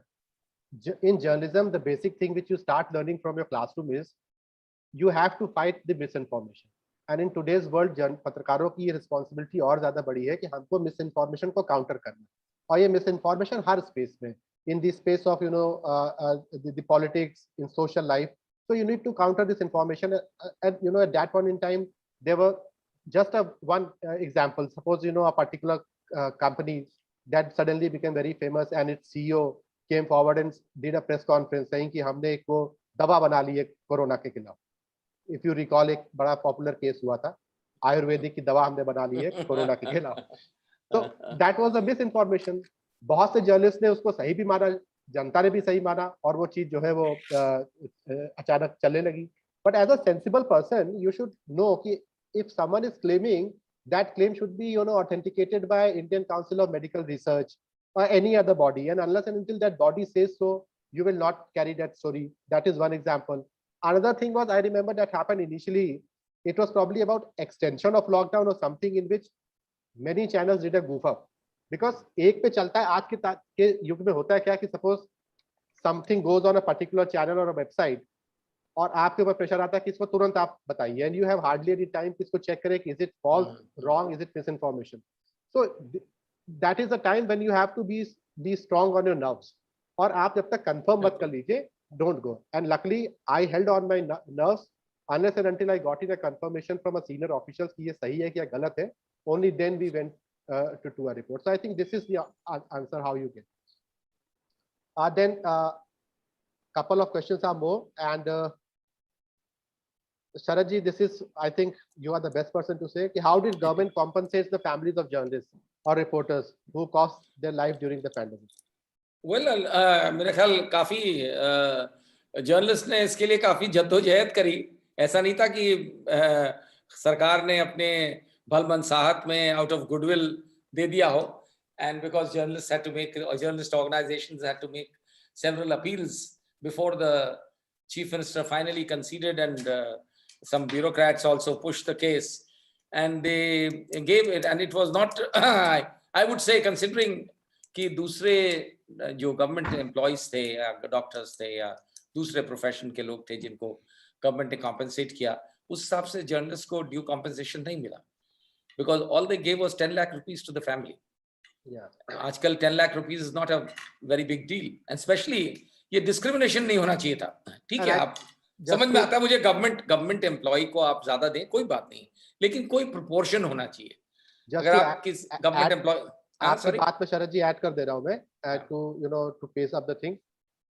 देखिए, हम लोग यहाँ पे discuss कर रहे हैं कि as a front line warrior, unfortunately हमको किसी सरकार ने फ्रंट लाइन वॉरियर पत्रकार को डिक्लेयर नहीं किया. और सेंटर से भी ऐसा कोई स्कीम आई नहीं कि they should get treatment vaccination as a covid warrior. बाद में बहुत संघर्ष के बाद हम लोगों ने सरकार पे यहाँ पे दबाव बना के कुछ अलग से वैक्सीनेशन कैंप्स शुरू कराए यूपी के अंदर. So what that brings to a final question from Sankhya, who is asking that you reported a lot on personal life of doctors. Please tell us how your personal lives were impacted. So I think you got that answer perfectly. What Kamal, Sharad ji, and everyone said. So that brings us to the end of this very fantastic conversation, and some very good questions, relevant questions by the young bright journalist, upcoming journalist from MIT. And I'll now invite Dr. Sanjay Mohan Johri sir to come and share his ideas, share his thoughts, also as a former journalist and now someone who is grooming up in the field of journalism. Thank you, Pranshu, and my apologies for getting late in joining because of some technical issues. Better late than never. So, I mean, all the students in the audience, you heard them. I mean, Mr. Sharad Pradhan, Mr. Kamal, and Mr. Pranshu. I have been a journalist, an agency journalist, and a 24/7 job. And just to add to the introduction and the style of working of our dear friends, Sharadji is my senior. I would call him a real investigative journalist. I have seen as a fellow journalist in PTI, because I still recall some of his stories, which he did when he was in Times of India on Sanjay Gandhi PGI. It just stuck to me. I mean, he was a real field reporter, a real investigative journalist. I mean, and the way he used to visit and then question, and then the story which he will bring out. There was series after series, and he never compromised with the ethics. Kamal, he has addressed our students earlier also in person, in physical mode, and those students have passed out. These are the new young students of another batch. They have not heard such senior journalists like you. I had the privilege of being with Kamal when he started his journey from Patrika Group. And I still consider one of the finest feature journalists. And you can see, I mean, जिस तरह से वो अभी बोल रहे थे, किसी journalist के तरफ से इस तरीके का एक भावात्मक जो उन्होंने रिपोर्टिंग करी, क्योंकि हम लोग उस पैंडेमिक के पीरियड में फोन पर बात कर पाते बड़ी मुश्किल से थे, व्हाट्सएप पे होता था, और भी इन्होंने जितने भी किस्से सुनाए कि हम लोग माइक को कैसे सैनिटाइज कर रहे हैं, और कभी कोई फोन मिलाया, बात हुआ तो कहने लगे साहब आपको क्या पता है, हमारे ही ऑफिस में इतने लोग अफेक्ट हो गए हैं. So there was hardly any family which was not affected, be a journalist or non-journalist or anybody else. For me, as a director of an institution, this was also a different kind of experience.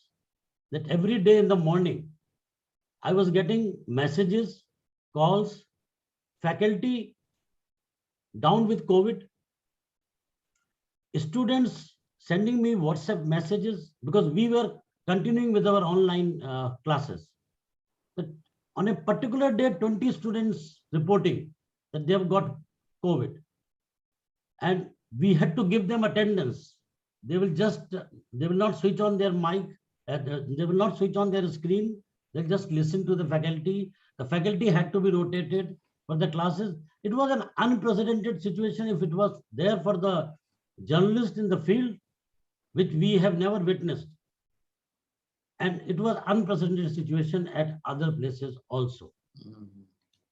So when we, as a part of this Amity School of Communication and UNICEF partnership, when we are discussing on different aspects of the pandemic, like the last month, the workshop was focused on the mental issues, the mental health which affected the students. And this second one, which we are holding right now, was on the media aspect, that how the media persons took it up as a challenge in the pandemic time. Pranshu, we have been in touch with him for past some time now, and now it's a privilege for us that he continues to be a field journalist in CNN News 18, but he is associated with us as a PhD scholar also. So when we thought of organizing this discussion, there could have been no better choice than Sharadji, a very senior journalist.